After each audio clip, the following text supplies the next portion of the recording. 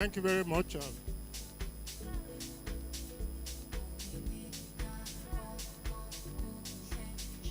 May I call on everyone seated in this hall to please begin to pay attention once more. It's been a long journey getting here, and I want to believe that Manufacturers Association of Nigeria and its members will use this opportunity to let us address all the challenges that they face. We still have seated in this hall, and we are very privileged to have the Honorable Minister for Finance and the Coordinator of the Economy, Mr. Wale, still seated. Honorable Minister, we are appreciative of your patience. We still have seated the CG of Customs. CG, we are happy you are still seated. Now, let me impose a little bit of NIPS style manual on us, because NIPS is part of this. Apart from those who are seated in the special area, may I request that everybody stands up for as long as I want. Can you please stand up if you are not seated in the special area? No, Chief, you can sit down. You are in the blue chair. No, sir. Honorable Minister, it doesn't affect you. But everybody seated on the black chair is CG of Customs. You are exempted. And any president, you are also exempted. Please, Chief, you can sit down. Honorable Minister, please have you. Every other person seated in the black chair can.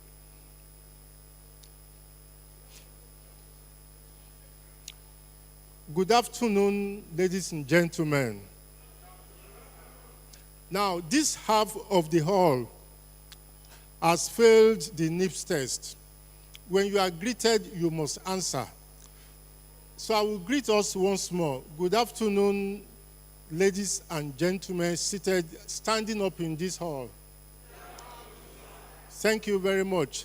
Are we aware why we are here?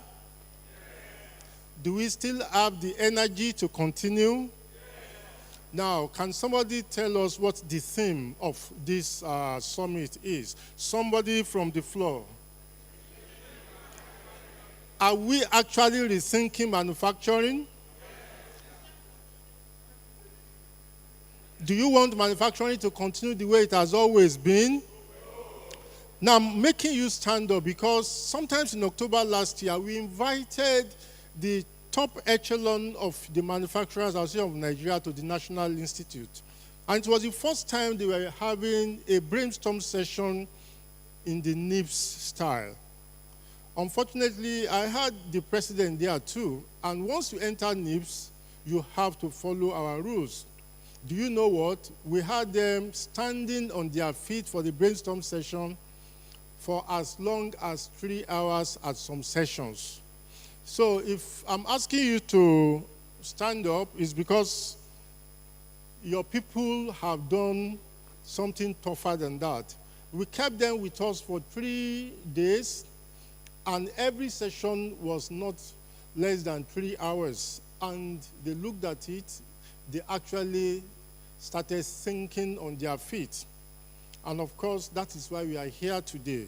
We assured them that all the sacrifices they made, all the punishments, let me put it, that they took will not come to nothing. That we will ensure that manufacturing gets the attention of the presidency. And that is why we are here today. We believe that this will be the beginning of new things. Let me allow you to stand up because you are not MNIs and you are not hoping to become MNIs. Can you please sit down? Please clap for yourselves. Well, when you see people wearing that yellow badge, they didn't earn it just like that. They actually always have to work for it. Before I continue, let me just say that one of the mandates of the National Institute is to think for the government. And because NIPS has, and we believe in the renewed hope agenda, we selected 6 sectors of the economy that we feel are very important to national growth and development. we did not agree with the conception that Nigeria cannot do more than 5% GDP growth per annum. We looked at it and we believe that manufacturing by itself can deliver that 5% growth per annum. But when we looked at the records of manufacturing, we found that manufacturing was only doing about 14.9% contribution to the GDP. If our economy is said to be growing at 3.2, and population is growing at 2.8%, then certainly there will be no growth, there will be no development, there will be no job opportunities for our children, and when they don't have that opportunity, we will continue to have problems. You can look at my slides. We like to just do it visual at NIPS. The slides are programmed just for 45 seconds. I'm going to ask questions at the end of the day. I'm not going to talk to it. Just look at what is on the screen. I know you are all MDs and chiefs of your companies, but I have the liberty to ask questions of my slide. But while you are watching the slide, please begin to also listen to my preachings. We have the opportunity in the next 3 days to change the fortune of manufacturing. Manufacturers, this is your opportunity to engage with the key and major stakeholders of government. If you want to complain about customs duty and the attitude of customs men, we have brought them. The CG is here. You have an opportunity of engaging with him.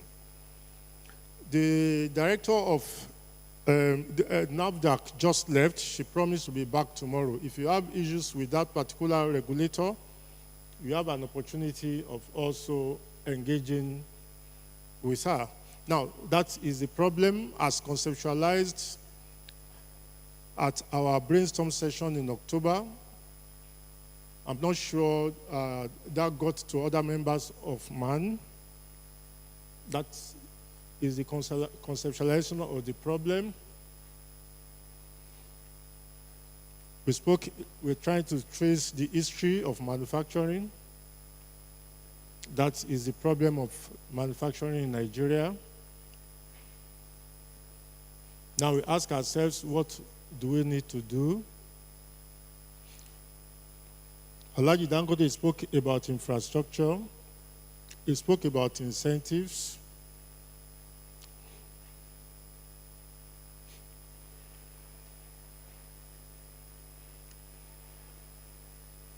I'm sure some of those things will be speaking to either one or any of the 5 pillars.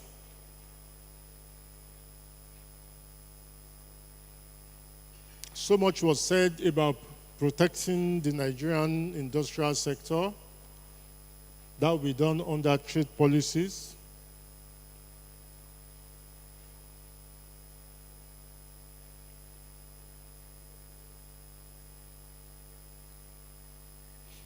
I spoke with someone outside just now. He spoke about special economic zones. We recognize that it is necessary. And of course, we have heard earlier that we need to look for FDI in a different way. Alhaji Dangote mentioned that we need to develop our own domestic market before foreigners will come. So the policies we'll be looking at will be drawn around those things we have mentioned. How do we sustain what we have? Short term, medium term, long term. And of course, we need a public-private partnership. I'm very sure if all of those 7 rolling mills had been privatized at the inception, the private investors would have ensured that they did not fail, because then private money would have been involved. and people don't joke with their private investments. But then, in our quest for industrialization, we have asked you to look at the caveat.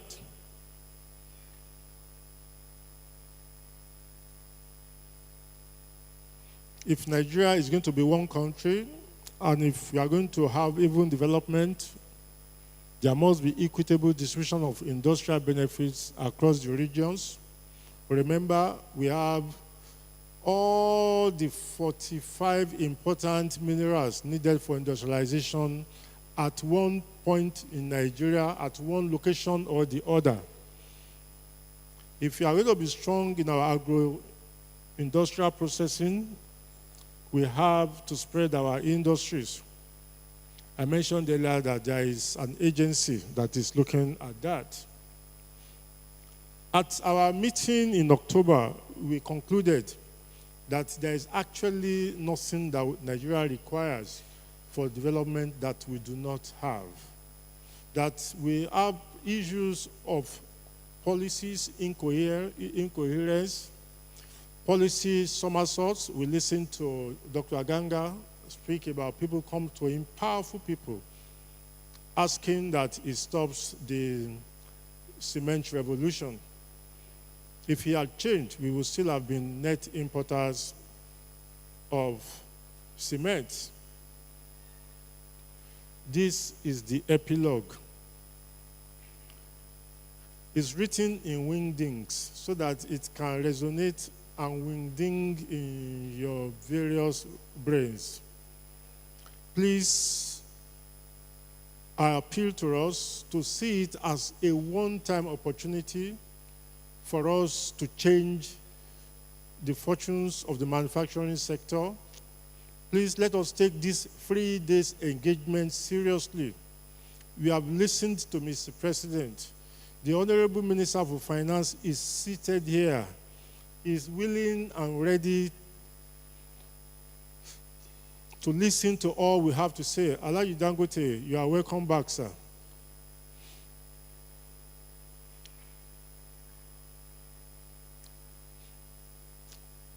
So let us use this opportunity to appeal once more to manufacturers to be very, very frank in their talk.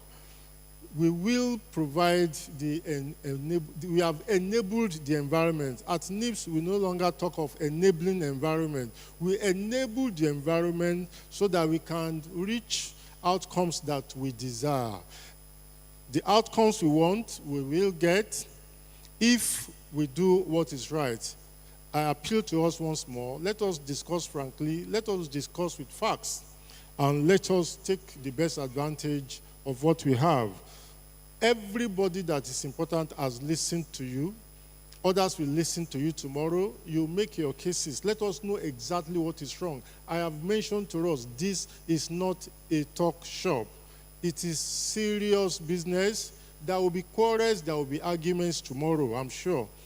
But that is to be expected. If the truth is going to be told, even to manufacturers themselves, a whole lot of things that manufacturers do that are wrong, that we have heard from other people that they also accuse of not doing one thing or the other, let us trash all of those things out tomorrow. I have ended my paper, but as a major stakeholder in the Nigerian system, in the Nigerian project, please let us take our best advantage to ensure that manufacturing grows at the rate that Mr. Vice President spoke. We have actually calculated these things. We can do 30%. Mr. Vice President was being modest, he said 29%. If we are able to do year-on-year 5% before 2028, we will get to where we need to be. Manufacturing requires to contribute 28%, according to Mr. Vice President. We believe 30% is doable, but then the journey must start with our frank talks today. Please, I announce to us again, this is not a jamboree, this is not a talk shop. all of the government officials that are here to listen to serious business, do serious business with us, and listen to all the complaints we have. Chairman of MAN, once more, let your people know, even our private discussions, that this is serious business. It is not a talk shop. Can I have somebody take this microphone from me? Otherwise, I will keep talking. I don't know how to stop when I have the mic, and since they are not coming,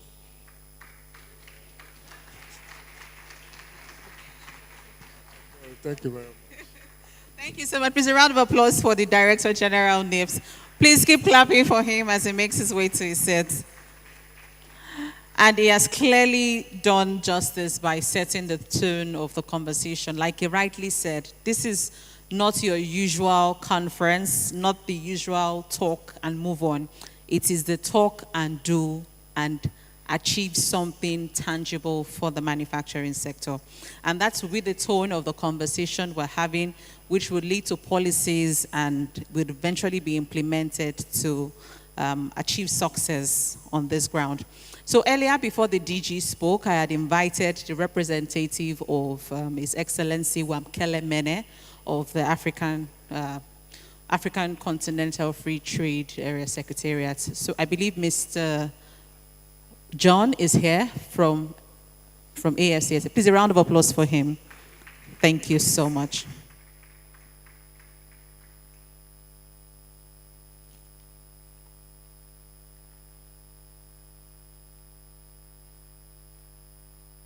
Welcome, sir.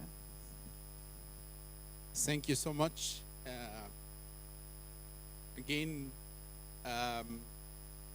good afternoon, and allow me to begin by introducing myself. My name is Muhammad Ali.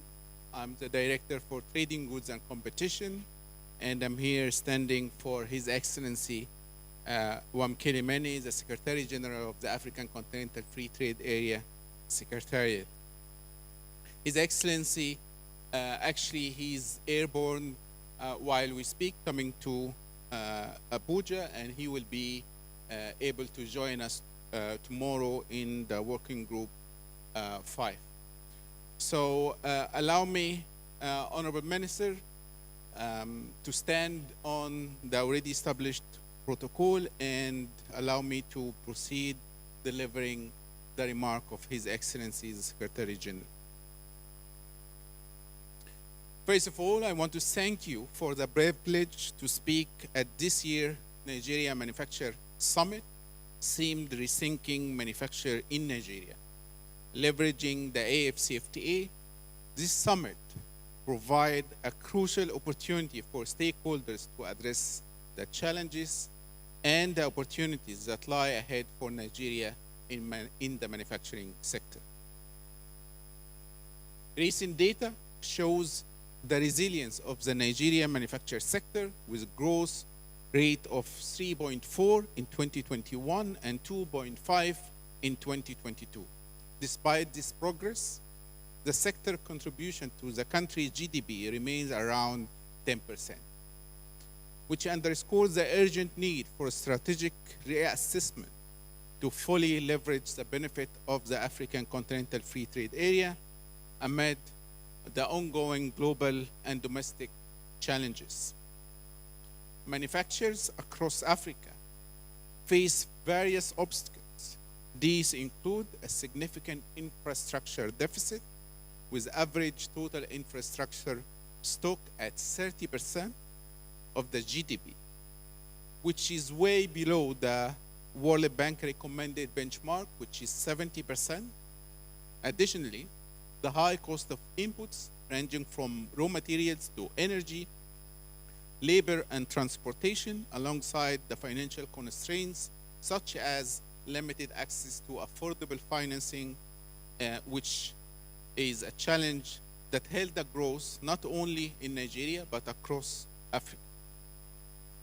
That's why our heads of state and government, when they established the African Continental Free Trade Area as a flagship project of the African Union, they did not create just another market access outlet. but they created inclusive trade and industrialization catalyst. The AFCFTA provide a transformative opportunity for Nigerian manufacturing sector and the broader economy by eliminating tariffs on 97% of the goods. The AFCFTA also facilitate easier and more cost-effective export processing to have, it will enable the access to 1.4 billion people in the African market with a combined GDP of 3.4 trillion.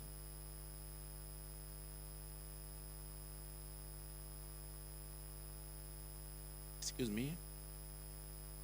Moreover, the AFCFTA removed the trade barriers and harmonized trade policies and regulations, which reduce the business risks and fosters a more predictable environment that attract foreign direct investment into export-ready sectors such as automotive, pharmaceutical, and textile. The AFCFTA also promotes the development of continental value chains, which is a new concept that enable a various production stages to occur across the different countries, which in the same time enhance productivity and specialization among our countries. This arrangement provides Nigerian manufacturers with the opportunity to integrate into a continental value chain, shifting from commodity-based economy to a value-added manufacturing. Such a transformation not only reduces vulnerability to commodity prices fluctuation, but also increase the economic resilience. If I can make further deep dive in one of the sectors that has been mentioned earlier, which is the automotive, the AFCFTA, together with Afri-Exim Bank and the Association of the African Automotive Manufacturers, AAAM, and under the supervision of our Council of Ministers of Trade, we created what we call the AFCFTA Automotive Strategy, where we communicate with many African governments and engage with many different industries, including Nigeria, to create a continental value chain and build on the financial capacities of Afri-Exim Bank and the experience of AAAM to create a continental procurement mechanism. Under such mechanism, a manufacturer of a car from South Africa, for example, or Morocco, can use the feeding industries in other countries in Africa. On the same time, the already existing SKD industries can build on the existing capacities in the market to test their CKD capabilities. That was allowed because the trade policy of the accumulation under the rules of origin of the AFCFTA, which allow any country to benefit from the existing capacities in other African countries and gain the status of Made in Africa. Excellencies and distinguished guests, there are so many reasons that trade and the industry in most cases are linked together in our countries. One of the key reasons that trade levels and numbers alone is not a destination, but a measure for industrialization and economic and social prosperity. That's why in the AFCFTA and from day one, industrialization policies and value chain development were our key priorities. In a two-way beneficial trade regime that is built on a reciprocal basis, the AFCFTA can lead to a trade diversion, where, for example, Nigeria can bargain the substitution of non-African imports to gain better market access for Nigerian exports, which would enhance the foreign currencies inflow and attract more foreign direct investment. It is therefore important for Nigerian manufacturers to familiarize themselves with the AFCFTA rules of origin to benefit from the preferential regime of the AFCFTA. These rules are essential as they define the condition under which the product qualify to be called Made in Africa and to benefit from the market access under the AFCFTA, and in the same time help fighting the transshipment of non-African products into our markets. Overall, the AFCFTA presents a strategic opportunity for Nigeria manufacturing sector to broaden its market reach, enhance its competitiveness, and contribute to more diversified economy by implementing robust domestic policies aligned with the national AFCFTA implementation strategy. The AFCFTA also has initiated several programs to address production capabilities across the continent, particularly focusing on small and medium enterprises, and provide tailored financial solutions for the programs that is linked to the AFCFTA implementation. Key initiatives also include a private sector engagement strategy, which aims to establish a regional production network, starting with sectors like agriculture, agro-processing, automotive, pharmaceuticals, and transport and logistics. The Protocol on Women and Youth in Trade as well is specifically designed to empower those groups by eliminating and dismantling systematic barriers that limit their participation in trade. By focusing on small and medium enterprises, informal traders, and young entrepreneurs will be allowed to integrate in the AFCFTA programs and empowered to diversify their contribution to our economies. Furthermore, and on the financial side, the Pan-African and Payment and Settlement System, PAPS, launched in the partnership with Afro-Exim Bank in January 2022, which represents a significant advancement in the financial integration across the continent.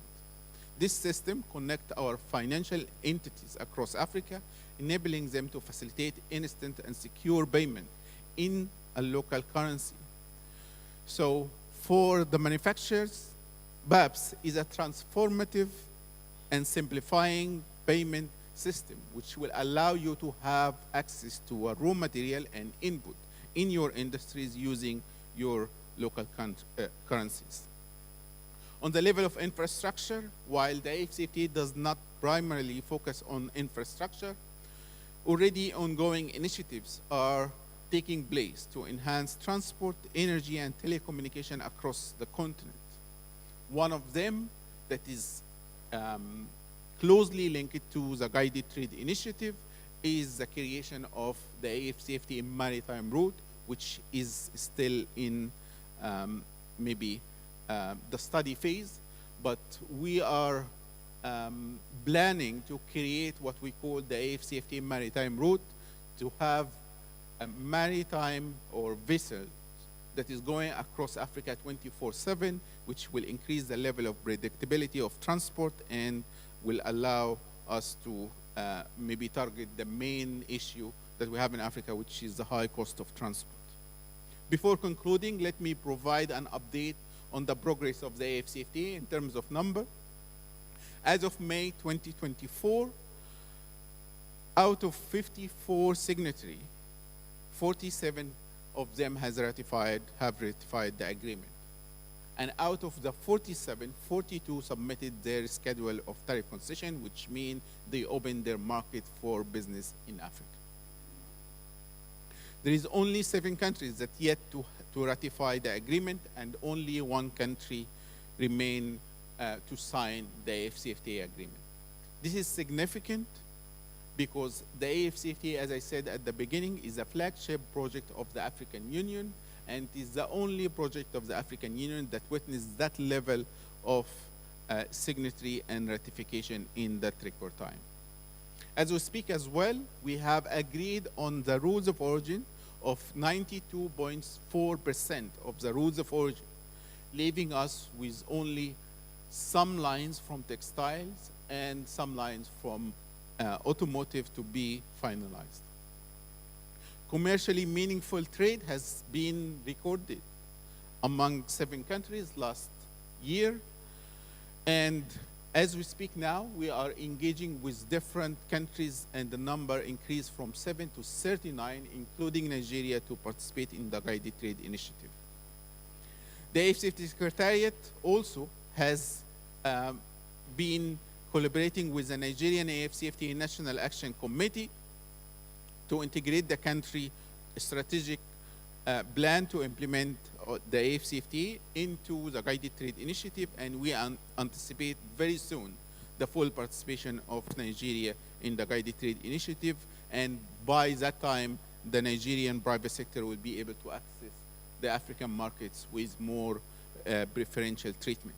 In conclusion, let me commend the choice of the theme, Rethinking Manufacturing in Nigeria, which matched this historic opportunity for Nigeria to enhance its manufacturing sector competitiveness, innovation, and sustainability by leveraging the AFCFTA participation. Once again, we reaffirm our commitment to support Nigerian manufacturing transformation, and together we can build a prosperous and integrated Africa where Nigerian Manufacturer Association can play a pivotal role in driving economic development. I wish you all fruitful deliberation and productive summit, and I thank you.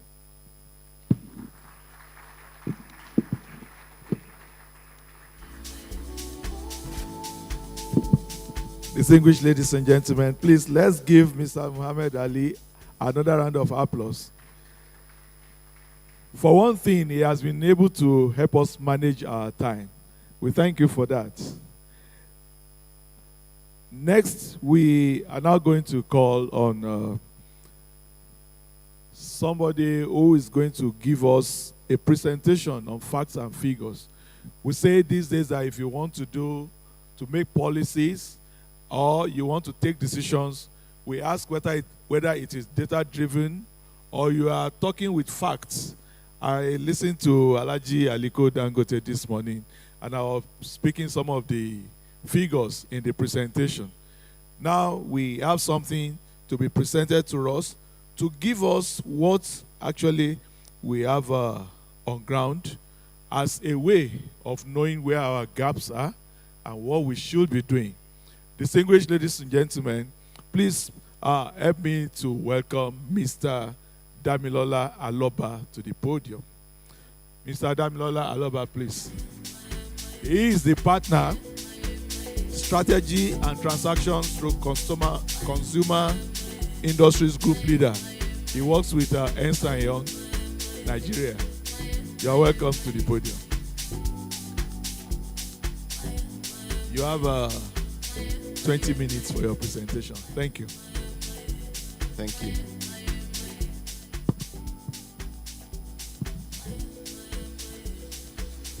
Good afternoon, Your Excellencies. I'd like to stand on existing protocols. My duty here today is to present the facts and figures on the Nigerian manufacturing sector, and just to give you some data on what has transpired over the years.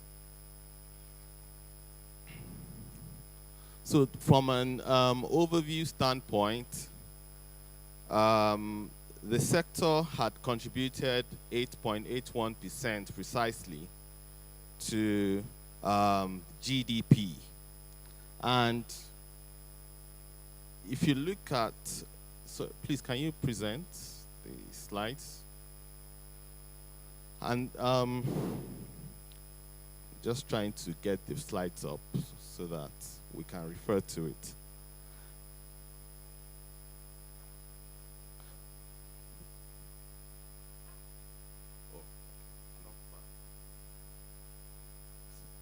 All right. Please, can you flip for me, please? Okay. Next slide. Next slide.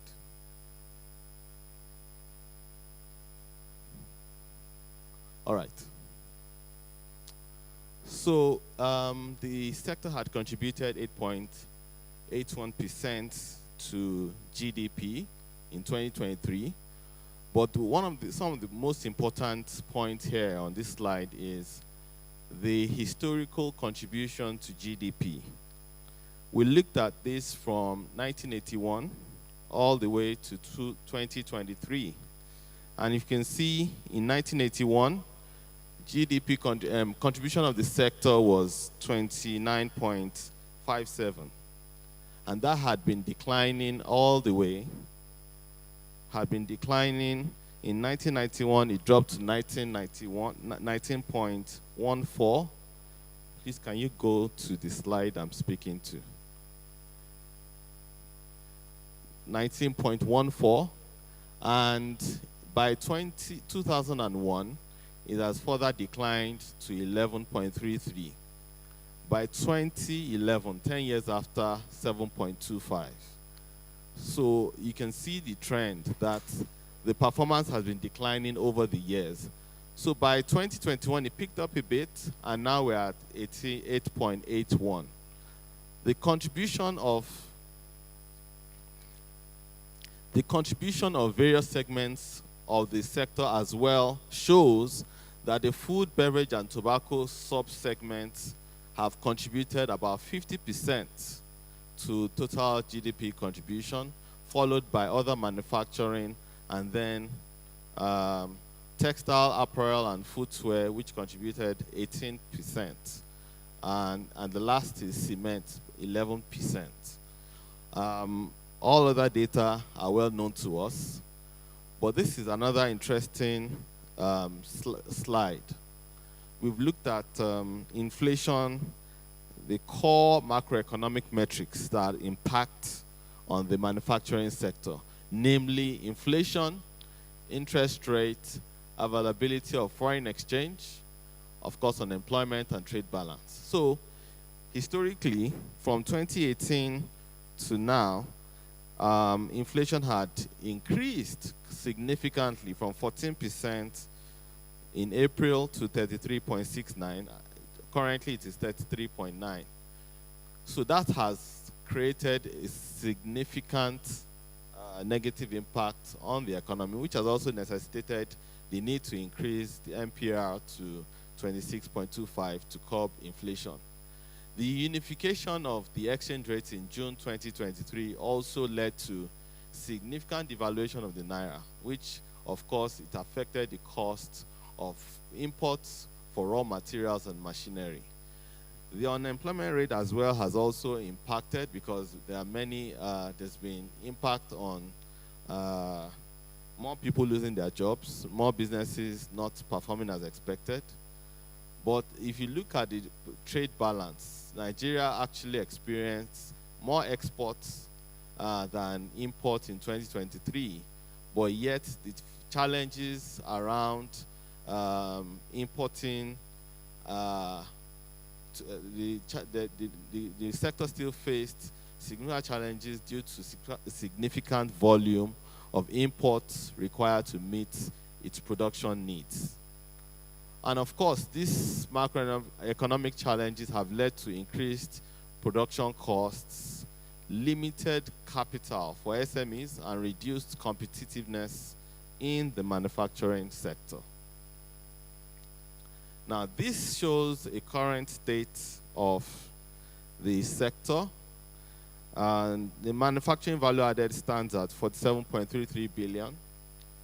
Now, we found out that manufacturing companies that experienced distress as at 2023 was 335. About 767 businesses were shut down. They shut down operations as at 2023.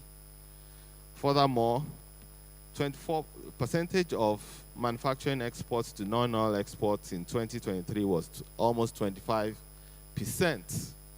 Now, the current state of the sector has created a lot of concerns for business owners and industrialists, manufacturers in the sector. So from unstable macroeconomic indicators, such as high inflation, to poor infrastructure, electricity challenges, high credit costs, of course, devaluation and shortage of FX. There's also the issue around multiple taxation.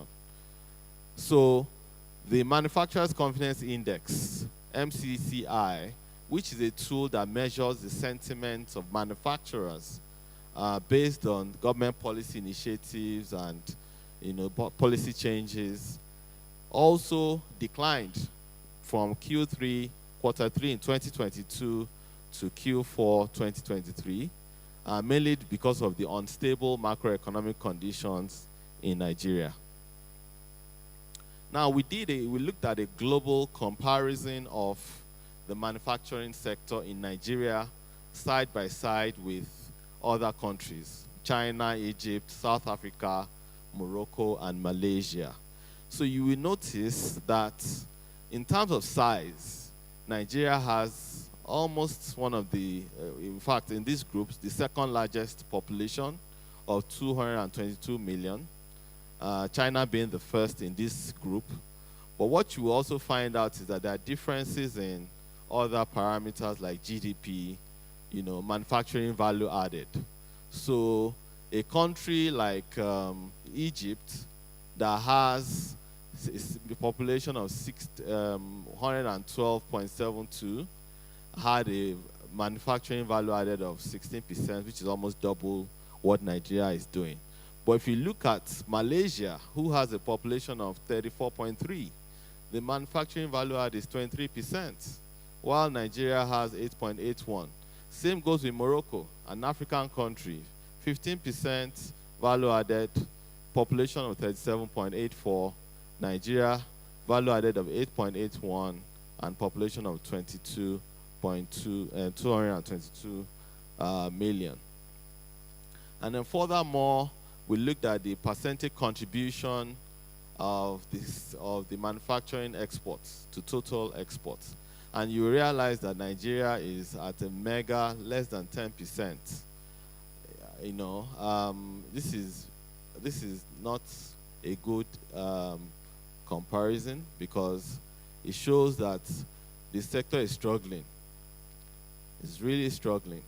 And then if you look at the percentage contribution of the manufacturing sector to GDP, using the same countries, a lot of them, including the African countries that we might even say we are in the same continent, they are doing far better than Nigeria. Nigeria is doing below 10%, while most of them are doing far above that, 20% in some instances, and a lot more.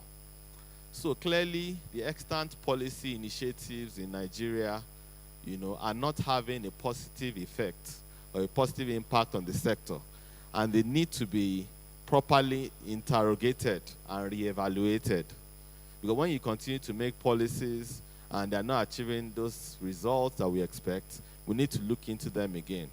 However, in broader terms, the Nigerian manufacturing sector could be said to be on life support because it is currently struggling for survival. And it might even go into extinction with the risk of the country becoming a mere trading hub, which we don't want. We don't want this nation to just be a country where we're just buying and selling, or we're not producing anything. This is dangerous for us. Now, we looked at certain case studies to say that, look, what are the strategies that these countries are adopting in order to be able to industrialize? If you look at China, there's implementation of certain favorable policies, such as special economic zones, which gladly Nigeria is also doing. So it's not all that we are bad. It's not all that we don't know the policy initiative. We don't know the things to do or the strategies to adopt. We clearly do. But the question is, how are we ensuring that these policies achieve the desired results? So in other countries like Malaysia, there are tax holidays, subsidies, development of industrial parks, which we also do in Nigeria. South Africa, policies to promote use of locally produced inputs. In Morocco as well, free zones and tax exemptions, and Egypt's creation of special economic zones as well.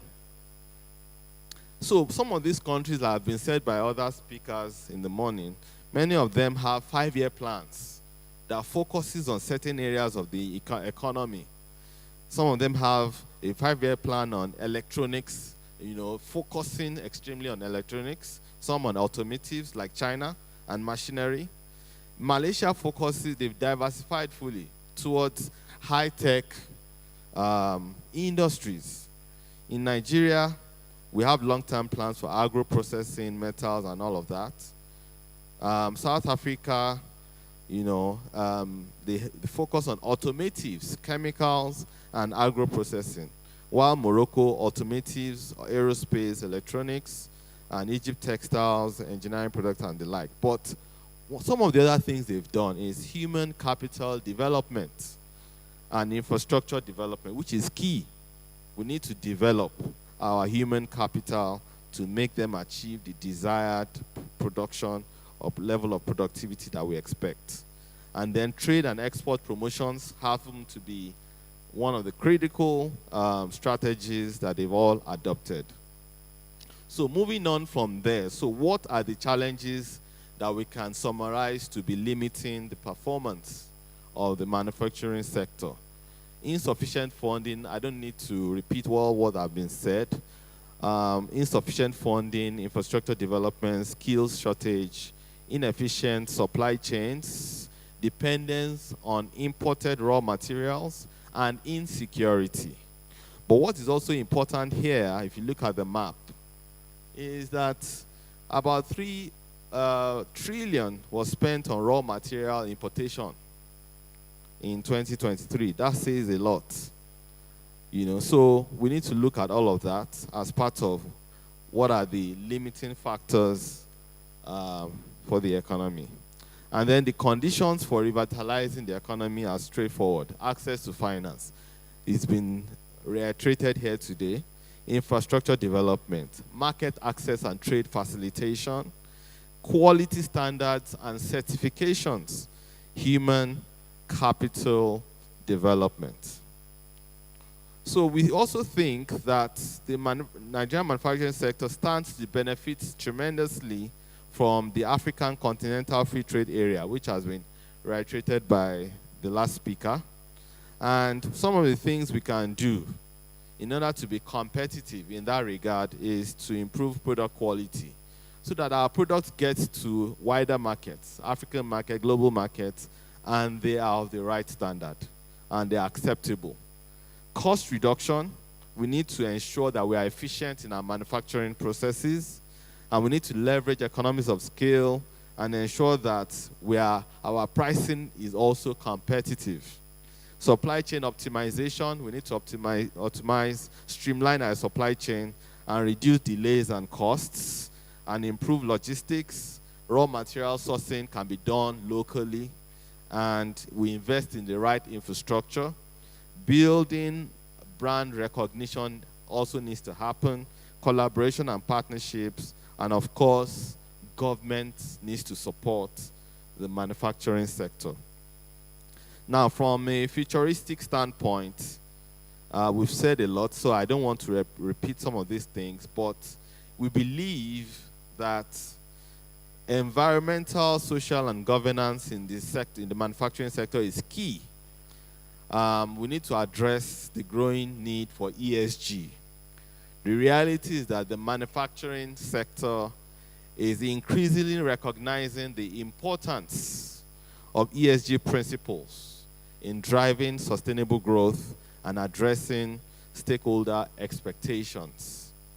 As global awareness of environmental and social issues intensifies, manufacturers face growing pressure to adopt responsible practices. So what are the benefits of integrating ESG into our operations and manufacturers? The regulatory compliance and avoidance of penalties and fines, access to capital and investment opportunities will come up once we start adopting ESG practices, operational efficiencies and cost savings, and of course, long-term sustainability. Lastly, what recommendations do we want to give the federal government to revitalize the manufacturing sector in Nigeria? One is budgetary allocation. There's need to utilize the 2024 budget and future budgets to sustain efforts at improving infrastructure development in strategic industrial hubs. There's also the need to expand cost savings from fuel subsidy removal to combat pressures from insecurity, energy, and transportation costs. There's need to promote made in Nigeria products. We need to promote made in Nigeria, local sourcing of raw materials, and prioritize the patronage of made in Nigeria products for government contracts and projects. For foreign exchange, we need to maintain all measures to boost the level of liquidity and degree of transparency in the official forex window. There's need to ensure that the CBN honors all foreign exchange forward contracts backed by compliant trade documents. For FDIs and interest rates, for FDIs, we need to encourage the inflow of FDIs into predetermined and domestic production-based businesses. There's need to develop a clear-cut framework to promote the provision of long-term single-digit interest rates to the manufacturing sector. And as it relates to taxes, they need to build a well-organized and formal service sector to widen the tax net and avoid multiple imposition of taxes on the manufacturing sector. Then there's need to grant tax holidays to manufacturing companies to ease the burden of wage increases and rise in transportation allowance occasioned by the fuel subsidy removal. Lastly, energy reforms. There's need to overhaul the power sector and incentivize investment in renewable energy. There's need to conduct a transparent review of the electricity tariff structure, ensuring that it reflects the true cost of production while being fair and sustainable for both businesses and consumers. At this point, I'll end my presentation. Thank you very much for listening.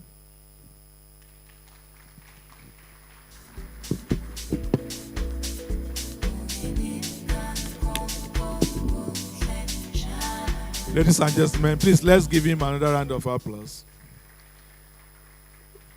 When he was coming on, I told you he would be coming with facts and figures, and we were hoping that this will help us in decision making. As they said that if you forget your past, you will forfeit your future. He's been able to take us back to the past, talked about the present, and he also talked about himself being futuristic. I believe some of the issues he has raised will be concerning many of us that are seated here today. Today is not the opportunity for us to discuss all this, but tomorrow will give us ample time to dissect and interrogate most of the points that we have been presented with. Distinguished ladies and gentlemen, we started this afternoon session while expecting the Deputy Chief of Staff to the President, Office of the Vice President, to join us. And now that he's here, I will quickly call him to spend a few minutes to give us the perception. He was actually supposed to be introducing us to this session, but since we have started this session, we want to hear his perspective. Distinguished ladies and gentlemen, please help me to welcome the silent achiever, Senator Ibrahim Adejia, to the podium.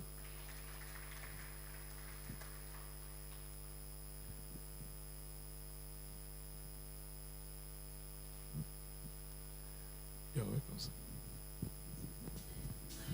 Thank you very much, ladies and gentlemen. Actually, I was supposed to introduce the Vice President, who was supposed to read out his remarks for the occasion. But he came this morning to represent the President, and the MAN team kept him here for almost 2 hours, which disrupted his other programs. So he has asked me to kindly read his message and to assure you that though he is not here, he's with you in spirit. And having participated in the planning for this event, I'm sure you are all aware that the vice presidency is an integral part of not just the summit, but some of the decisions and implementation that will come later. So without much ado, I would like to rest on the protocols established and re-established all morning and read the Vice President's remarks. Ladies and gentlemen, the manufacturing sector has endured a series of setbacks over the past decades. Yet what is even more significant is that despite these challenges, you have continued to play the crucial role in building a nation driven by production and abundance. I'm here today to remind you that we are together in this quest to turn around the fortunes of Nigeria. For a continent that has languished at the bottom of the global value chain, with its share of global manufacturing at less than 2%, we have no better alternative than supporting our indigenous firms to produce locally and increase their capacity. This summit provides an avenue to reassess the challenges confronting the sector and the solutions we need to adopt to resolve them. Based on what I've seen during our tour of the exhibitions, I'm more convinced than ever of our industrial capability, creativity, and innovation. This tour is the ultimate proof that our manufacturers are relentless in their pursuit of excellence and share our belief that the manufacturing sector is the backbone of the economy. Our proposal to minimize the economic imbalances in the nation is based on strengthening the production base of our economy, particularly in manufacturing. Most of our setbacks as a nation, as each of you know, are due to the overdependence on imports for even our basic necessities. That is why we need to work together to address the various challenges facing the sector and ensure that we have a competitive manufacturing sector. Distinguished ladies and gentlemen, our gathering here over these 3 days is a reminder of the critical role manufacturing plays in driving the nation's wealth, job creation, living standards, and revenue generation. It is essential to expedite the delivery of infrastructural projects that will enable the sector to leap forward and thrive. This is why His Excellency President Bola Ahmed Tinubu's focus on roads, ports, and energy supply is strategic. From increasing investment in renewable energy sources to committing on improving transmission infrastructure to reduce the cost of power, we are united in this transition to safeguard the economy. We are establishing MSME clinics across the nation to serve as incubators for small businesses and provide alternative financing. These clinics align with the 5 pillars of this summit, which serve as a clear roadmap for revitalizing the sector. These pillars are critical, and it is imperative that we begin enacting meaningful change and developing our industries by addressing critical issues under each of them. The first pillar emphasizes upscaling productivity and competitiveness. We must be prepared to remove binding constraints and to activate supportive infrastructure and policy measures. The second pillar focuses on energy security and infrastructure development, which are also vital to the advancement of manufacturing. The other 3 pillars are improving the macroeconomic environment and ease of doing business, promoting made-in-Nigeria products and local content development, and leveraging regional and continental trade for export development. Taken together, these 5 pillars present the quickest path to the manufacturing transformation that we seek to implement. Distinguished ladies and gentlemen, I implore us all to leverage this summit to develop an actionable roadmap and policy framework ready for immediate implementation. To create the changes we want in the manufacturing sector, and I assure you that we shall always maintain an open door policy to accommodate your needs and expectations. Thank you, and may God bless us all.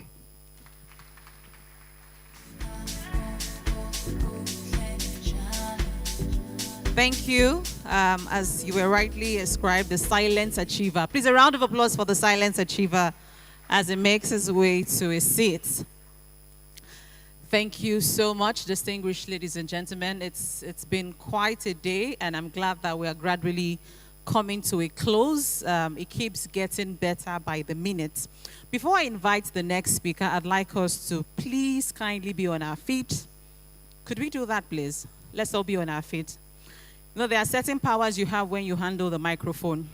Clearly, we've been sitting for too long, and I think it's good that we stretch to gain presence of mind, because the next presentation is one that is very crucial and important for us to gain insight. And we need to grasp every message the Honorable Minister is sharing today. So could you actually exchange pleasantries with 3 people you've not met at this forum? Just shake at least 3 people. Let's do that quickly. Move from your seat, shake somebody, appreciate the person, thank the person for coming. All right. Thank you so much. It's indeed an interesting day, and we're clearly rethinking manufacturing. And so please kindly have your seat. Thank you so much for complying. Kindly have your seats. So I have the singular honor of inviting the next speaker to make his presentation, and he's no other person than the Honorable Minister of Finance and Coordinating Minister of the Economy. Please, a round of applause for Mr. Olawale Edun. A round of applause for him, please, as he makes his way off stage.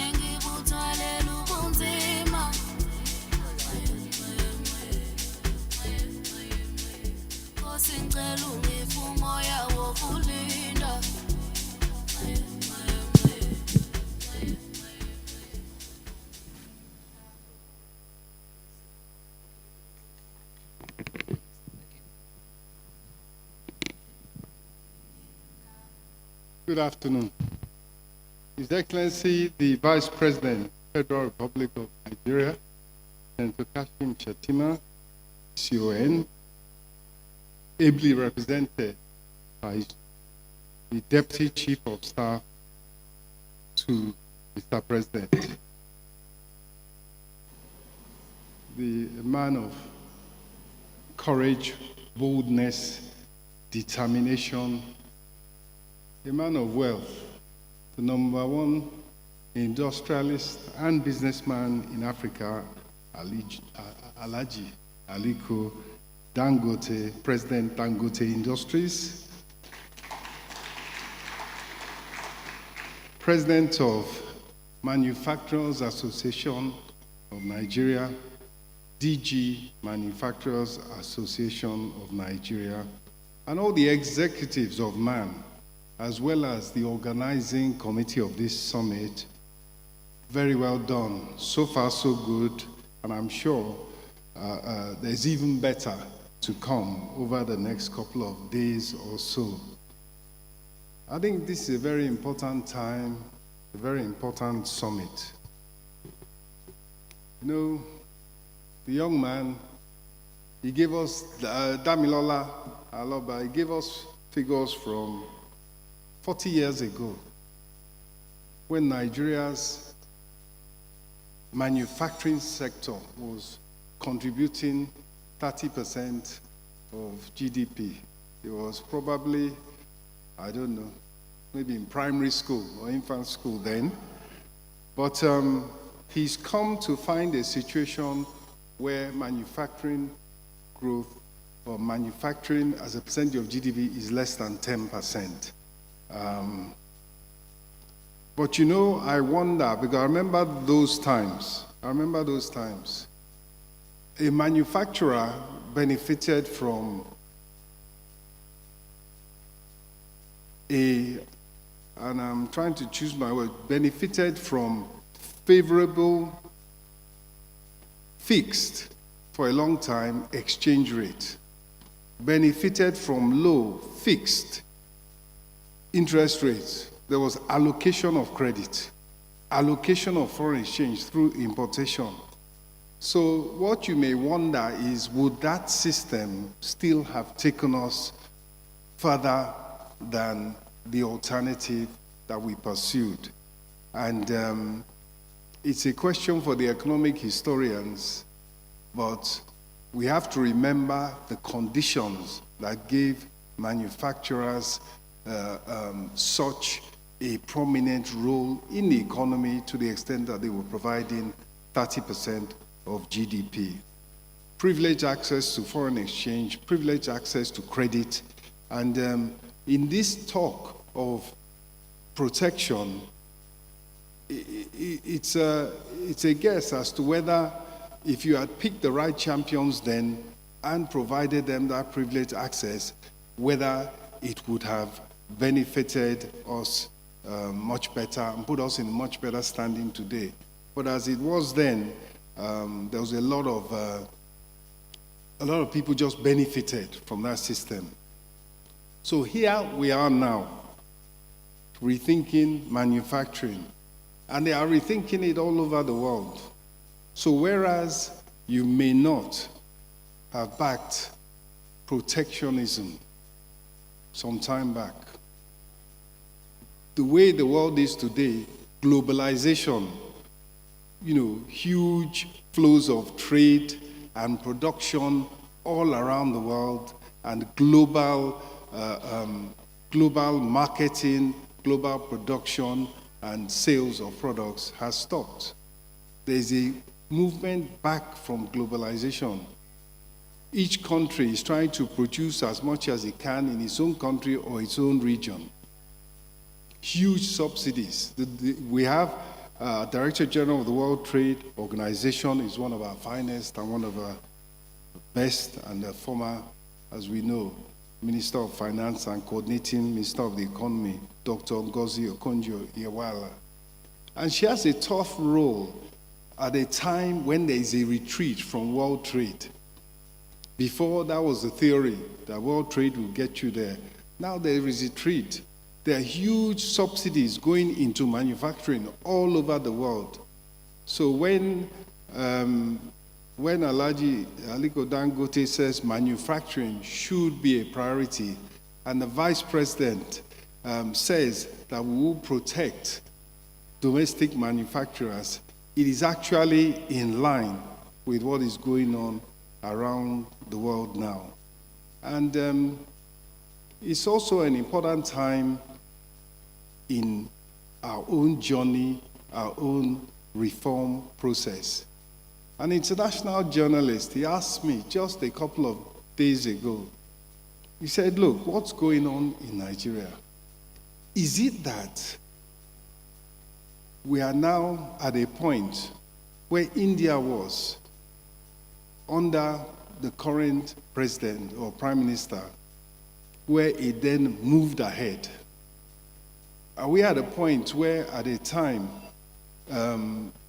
Indonesia was, where within a decade they built $1 trillion economy? Or is it that we are just having no plan?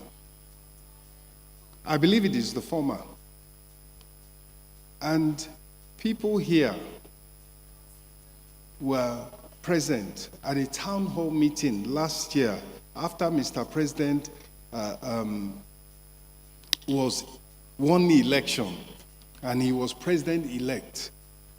And I remember then there are people who are in this room and they said, manufacturers, number one thing we want you to resolve is go out and solve this foreign exchange issue. There is no liquidity in the market. It is organized in a way which is inefficient, opaque, and gives us no access to foreign exchange. Today, that has been done. Mr. President, through the monetary authorities at that time, put in place a market-based willing buyer, willing seller mechanism as a better alternative to what he met. And it took the courage, the boldness of that, and as we know, other macroeconomic measures in order to lay the foundation for where we are today. You know, the prescriptions of the likes of Ernst and Young and others were infrastructure that you have to. Sorry, my slides have gone off. Maybe I can get some help. But no doubt, I think you've seen enough of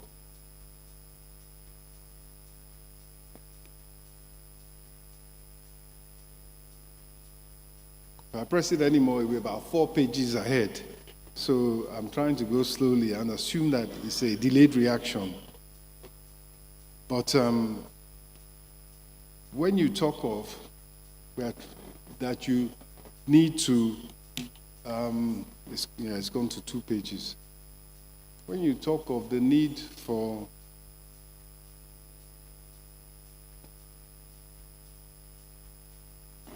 okay.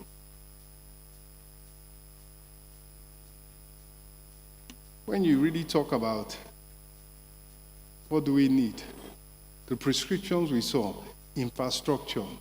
The biggest infrastructure program that this country has seen for decades is underway currently.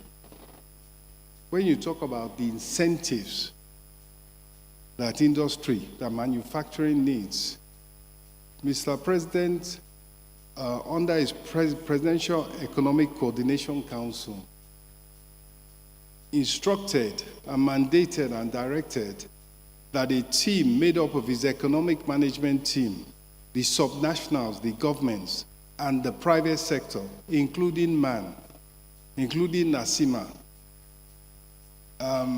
get together and formulate a plan to stabilize the economy and provide a basis for support, particularly for large-scale industry.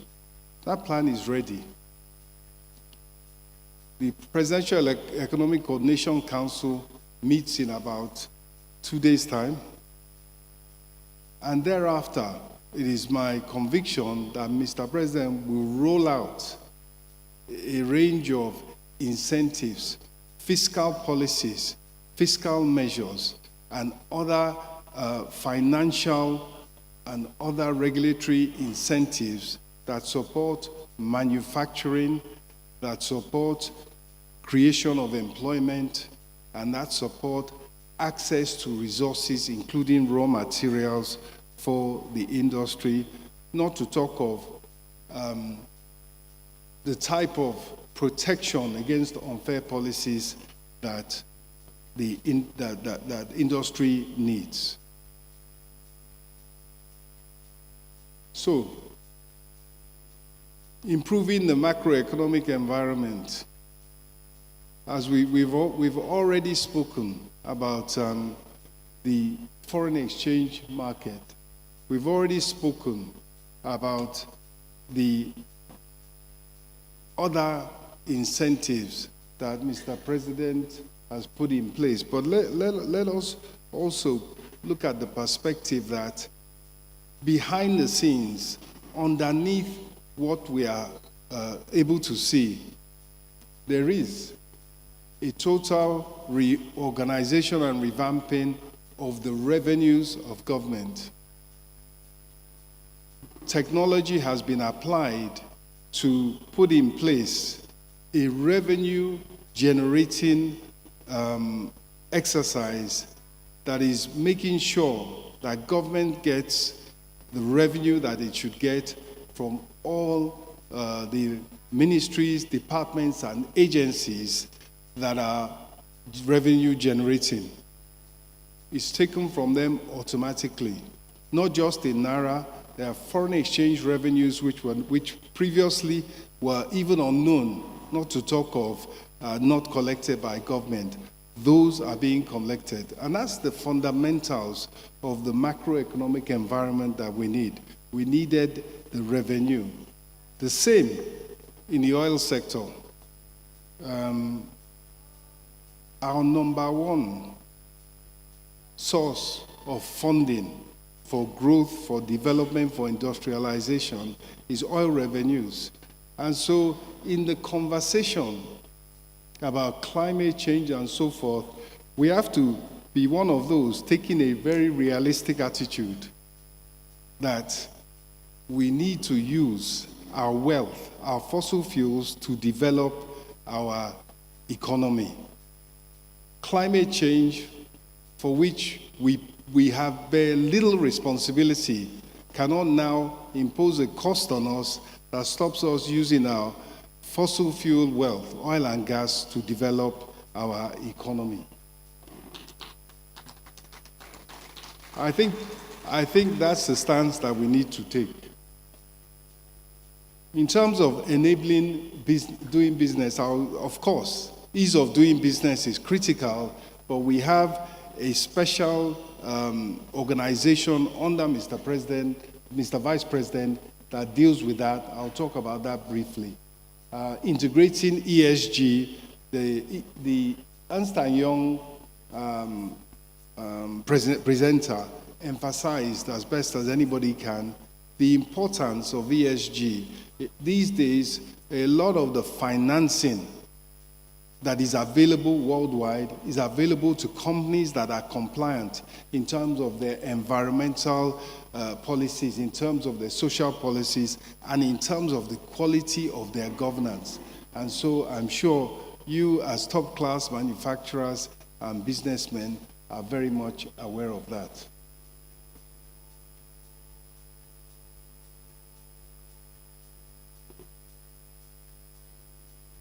It's going the other way now. Okay. So, improving access to capital for manufacturers. As I mentioned, there are going to be a range of measures rolled out in the very near future that provide additional access to manufacturers. Already, there has been funding, 200 billion naira provided to SMEs, nano industries, and other small-scale manufacturers through the Bank of Industry.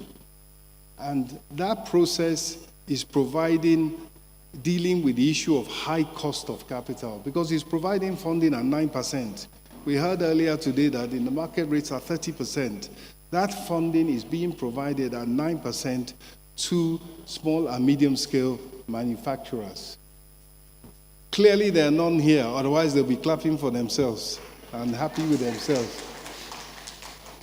As I said, for the large-scale industrialists, and you know, the small scale, today we visited a stand. The businesswoman was making chin-chin. And you know, when you have high elevated interest rates, exchange rates, it protects you. It protects local production against imports, because of course imports become more expensive. So local producers have a huge opportunity. Instead of buying snacks and importing them from wherever, the local producers now have a market, because the foreign goods are no longer there, the demand is still there. You have over 200 million Nigerians, so the demand is there for snacks or whatever. And that's the kind of opportunity that is available in Nigeria of today. To reduce the high cost of transportation, as we know, CNG, we have pivoted to CNG fuel and also electric fuel for vehicles and for generating cells. The government does not buy vehicles except they are CNG powered or CNG fueled or electric powered or solar powered. And that is a huge market opportunity for businessmen. The foreign exchange issues, there was one mentioned regarding outstandings. It's a central bank, the governor of central bank is not here yet, or is not here today, but the foreign exchange issue is largely in the remit of central bank. But one thing that the fiscal side that the government is doing is looking to attract all sources of foreign exchange, including foreign exchange that is in the diaspora.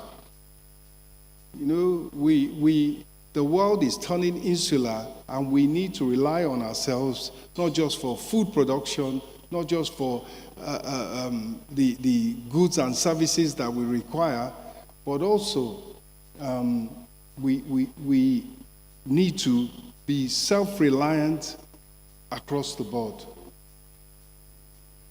And foreign exchange is a key part of that. Nigeria has a large diaspora.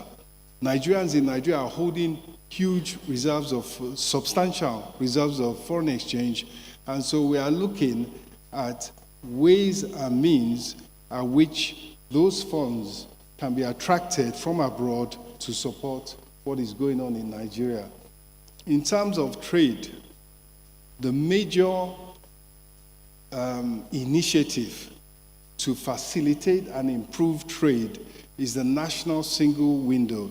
It's an e-community, technology-driven, extremely complex process which has been, for years, there has been an attempt to implement it.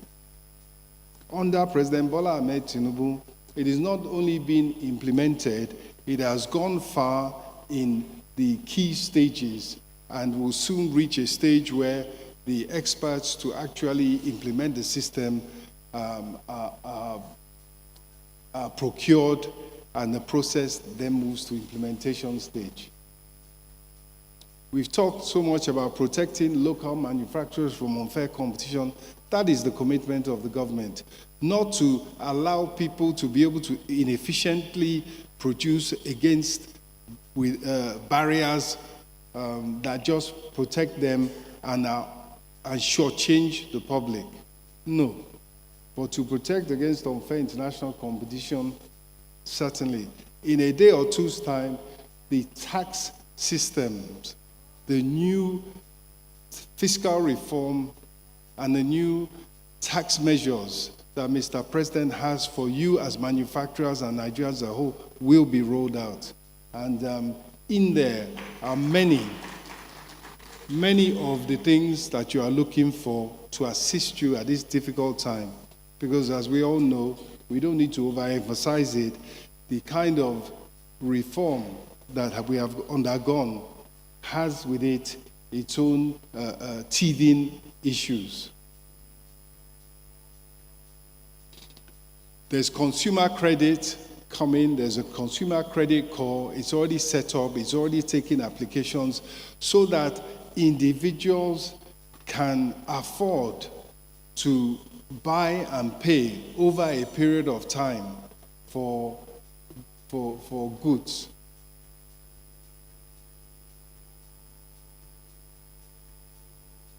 In terms of ease of doing business, we do have PEPEC, the Presidential Enabling Business Environment Council.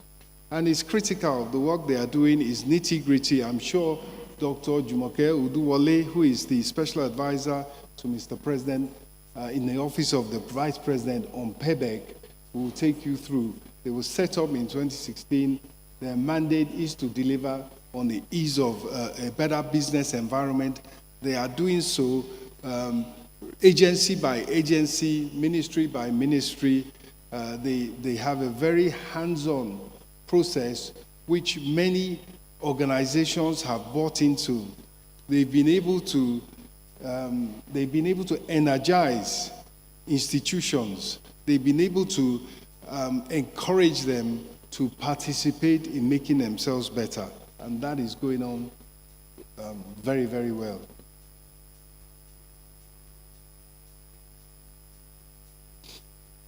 I think I've talked enough about the reforms that have been put in place, about the measures that are being taken. So if you go back to what Ernst & Young had put on there, there's hardly anything up there that you do not tick the box. But let us be honest with ourselves with regard to the reforms, the initiatives, and interventions that are being rolled out and have been rolled out. Mr. Segun Aganga, former minister, said the implementation is key. There is, even on the social side, we're talking today about manufacturing, but in agriculture, there's been key reforms rolled out to increase agricultural production, to provide affordable and available foodstuffs. But the capacity to implement those efficiently is a big part of the equation. It is not just to be able to devise a very good policy. The implementation is key, and that capacity is being built up.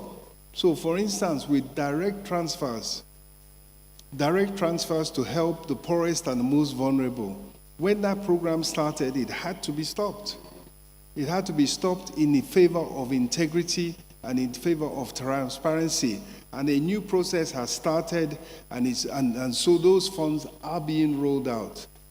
Likewise, CNG, the opportunity to benefit from fueling your car, fueling buses at 30% of the cost of petrol is there. I know Alhaji Aliko Dangote is selling us, is providing us with diesel and probably petrol. Anyway, we hope he'll sell it to us in Naira anyway. But really, we are pivoting with the rest of the world to cleaner and more efficient and hugely cheaper fuels. But you say, where are the buses? Where are the CNG conversion kits? You cannot throw away all decorum because you are in a hurry to get these kits in. There has to be a procurement process that is in line with government regulations, otherwise you lose the integrity of the whole process.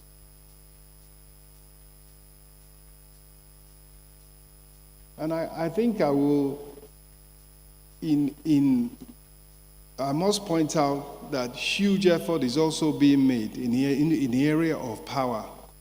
Apart from the fact that there is a push to encourage a willing buyer, willing seller model so that more private investment can come into the power distribution sector in particular, but then the whole value chain in general, in order to provide businesses with captive, what we call captive power, where they can agree with a supplier that we are willing to pay this price. It's much cheaper than self-generation.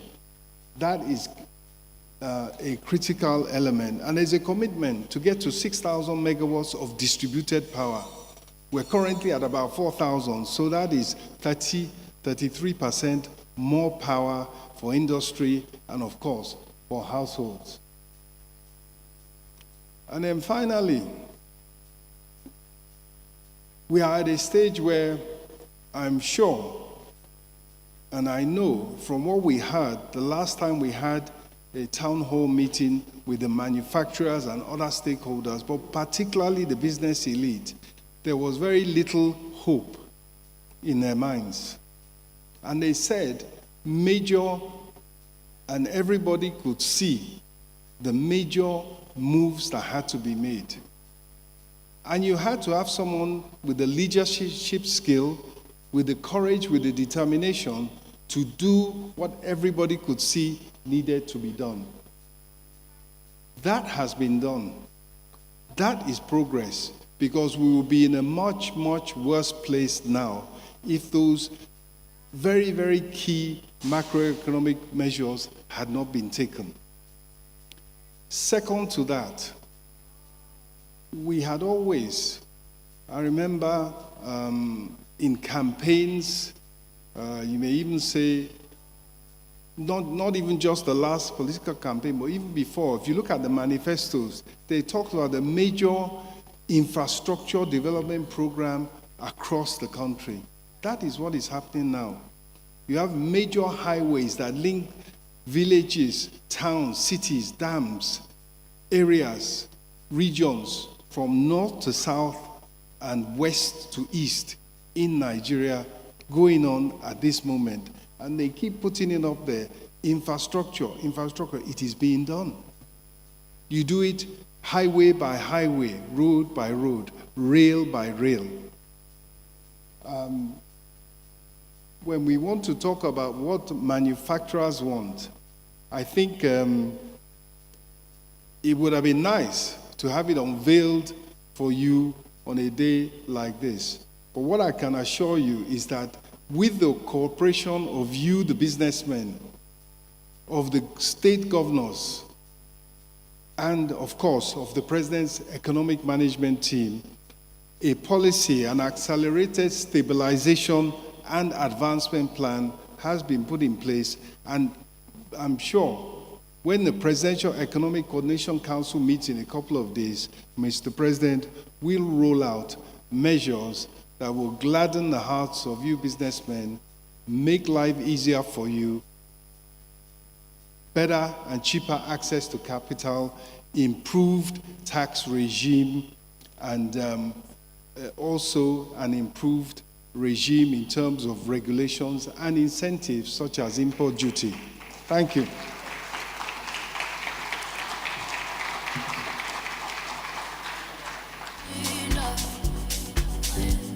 Thank you so much, the Honorable Minister of Finance and the Coordinating Minister of the Economy. Thank you for that brilliant presentation, Mr. Olawale Edo.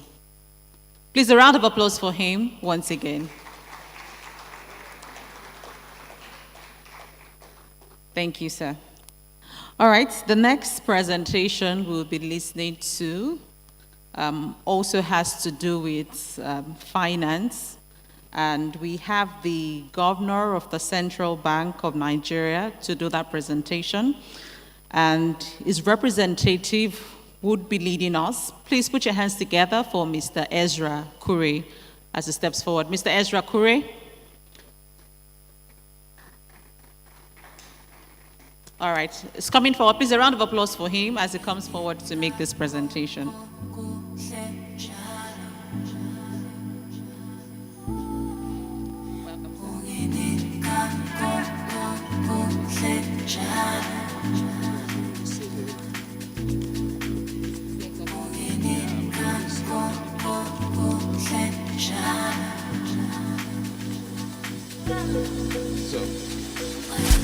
afternoon. I would just like to rest on the existing protocol in view of the time that we have spent, just to speak on some of the few issues that we have. Can I use this one? Yeah. Okay. So my name is Ezra Kure. I was drafted just at the last minute to stand in for my director to read this statement by the governor of the Central Bank of Nigeria. And I would just like to take your permission to read through the statement.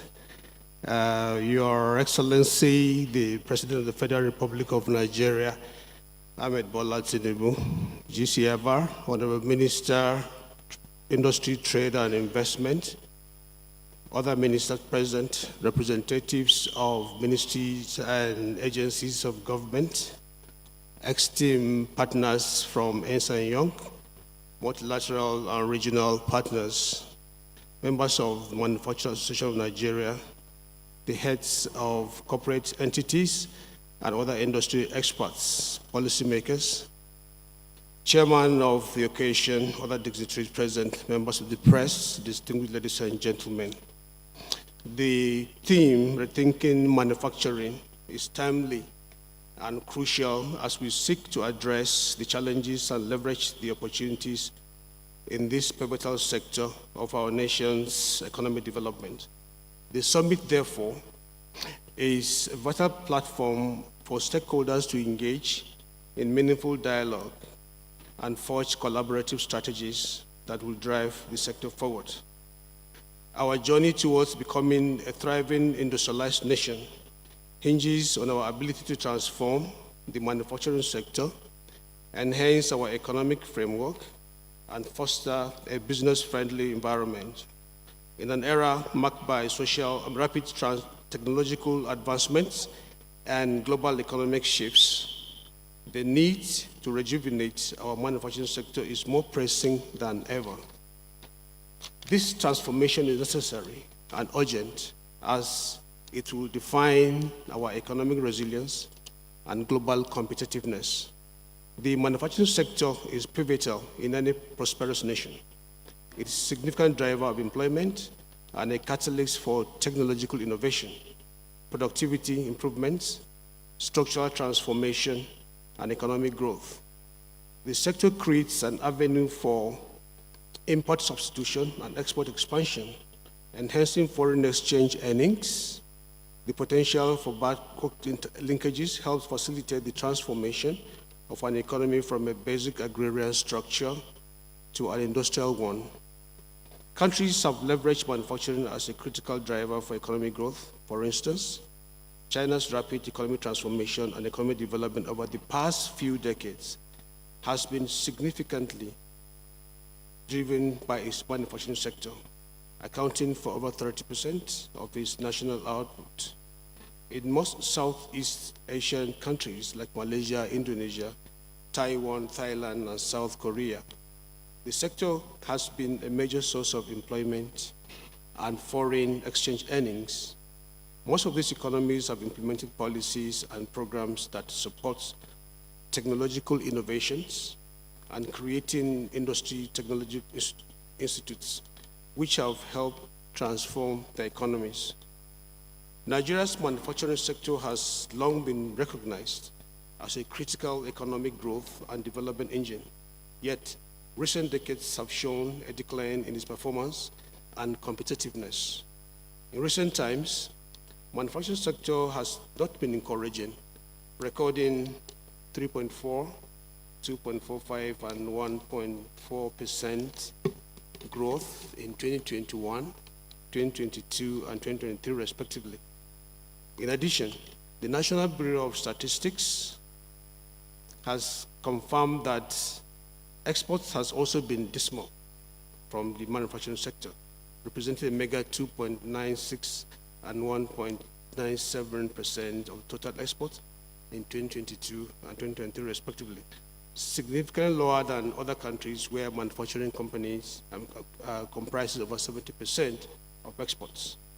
The manufacturing sector lacks depth, as most of its growth is driven by few sub-sectors made up of mainly consumer goods.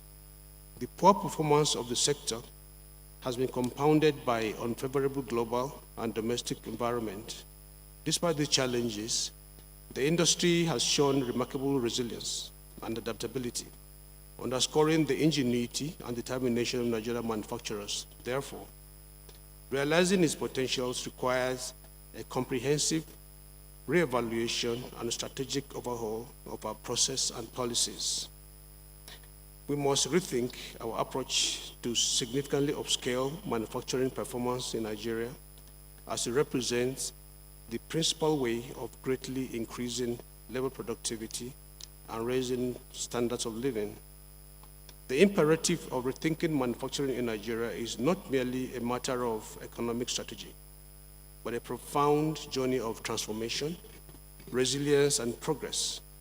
Nations are developing new ways to boost manufacturing output by adopting advanced technologies. Thus, we must leverage automation, artificial intelligence, advanced robotics, the Internet of Things, and data-driven processes to optimize the efficiency and create high-value products. However, technology is just one piece of the puzzle. We must therefore provide a conducive business atmosphere and improving the macro environment and facilitating the ease of doing business. This pillar serves as the bedrock upon which the edifice of a robust, dynamic, and globally competitive manufacturing sector can be erected. Therefore, as stakeholders, we all have various roles to play so that the Nigerian manufacturing sector can not only survive, but thrive in this dynamic global environment. Distinguished guests, you will all agree with me that in recent times, the global macroeconomic environment has been confronted by significant headwinds, including geopolitical tensions, disruption in the global supply chain, inflation, among others. The consequences of these challenges reverberates in developing countries like Nigeria, affecting manufacturing production and other points. To unlock these potentials of the manufacturing sector, we must reassess our strategies and implement comprehensive reforms to promote stability, predictably in business planning, and invest confidence. To create a sound macroeconomic environment and foster manufacturing growth, we must implement sound fiscal policies that prioritize the provision of critical economic infrastructure as well as supply-side policies to ease productivity, efficiency, and aggregate supply. Furthermore, a robust monetary policy framework that controls inflation and ensures exchange rate stability is imperative for a thriving economy. It is important to emphasize that strategic capital investment, particularly in power, transportation, and logistics, will result in a more efficient and more interconnected infrastructure network that could engender significant reduction in production costs, improvement in the overall competitiveness of the Nigerian economy. Distinguished guests, you will all agree that as stakeholders, the current regime has focused on ensuring a conducive business environment. The Central Bank of Nigeria has also been rethinking policies to resolve the challenges confronting the manufacturing sector and the Nigerian economy at large. The bank has returned to its traditional monetary policy approach, focusing on attaining price stability and fostering sustainable economic growth for Nigeria. To effectively deliver on this, the bank is transiting to an inflation targeting framework to fulfill its core mandates, a common practice among central banks. The goal is to maintain price stability, which is essential for human welfare, business confidence, manufacturing, and sustainable economic growth. The bank is taking every necessary step to address heightened inflationary pressure, a major factor influencing manufacturing costs through high input prices. The significance of maintaining low and stable inflation for business and manufacturing cannot be overemphasized. We must therefore adopt and use tools and instruments to curtail rising inflation that has become a menace to the growth of our dear economy. The sources of inflation of Nigerian manufacturing and economic future hinges on ensuring price stability and fostering a more diversified economy. The central bank's effort to control inflation will be crucial, but this should be balanced with promoting business investment for long-term growth. Furthermore, there are ongoing efforts to stabilize the foreign exchange rate and grow foreign reserves. One of the major policy thrusts of the CBN is the pursuit of a willing seller and willing buyer's exchange rate regime. The recent exchange rate reform, designed to streamline and harmonize multiple exchange rates, is crucial for the elimination of limited distortions and uncertainties in the foreign exchange market. This unification aligns with global best practice in promoting transparency and reducing arbitrage opportunities. This effort will improve access to foreign exchange sourcing for imports of raw materials and machinery by manufacturers and ensuring stability. It is also pertinent to note that the fiscal authority has a crucial role to play, and I guess the Honorable Minister of Finance has articulated extensively on some of the fiscal reforms that have been put in place. And we do hope that they would significantly push us to the level that we desire as a nation. Facilitating collaboration between the government and private sector holds the potential to spark creative solutions that drive the advancement of manufacturing sector. Through working together, we can lay our groundwork for establishing industrial clusters. We can lay the groundwork for enabling companies in the same industry to flourish by leveraging shared infrastructure and services. Additionally, prioritizing research and development can result in technological breakthroughs that enhance productivity and competitiveness. I hope this will be one of our takeaways from this summit, that is, exploring improved collaboration between private and public sectors in driving research and innovation to stimulate the sector. Dear participants, the huge positive implications of a robust manufacturing sector cannot be overemphasized. New jobs will be created from factory flows to logistic companies, which will generate income, foster consumer spending, and powering economic growth. Imagine the vibrancy of our markets, the opportunities for youth, and the overall rise in standard of living, all fueled by a surging manufacturing sector. Secondly, a strong manufacturing base will allow us to break free from the the shackles of dependence. Instead of relying solely on imported goods, we can produce our own, save valuable foreign exchange that can be reinvested in other vital sectors in the economy. Beyond import substitution, Nigeria-made products can take center stage in the global marketplace. We can showcase our ingenuity and craftsmanship, diversify our export base, and become less vulnerable to the whims of the oil market. Distinguished ladies and gentlemen, once again, I must commend the organizers, participants, and all relevant stakeholders for their dedication in partnering to organize the summit to reflect on contemporary issues affecting the manufacturing sector in Nigeria.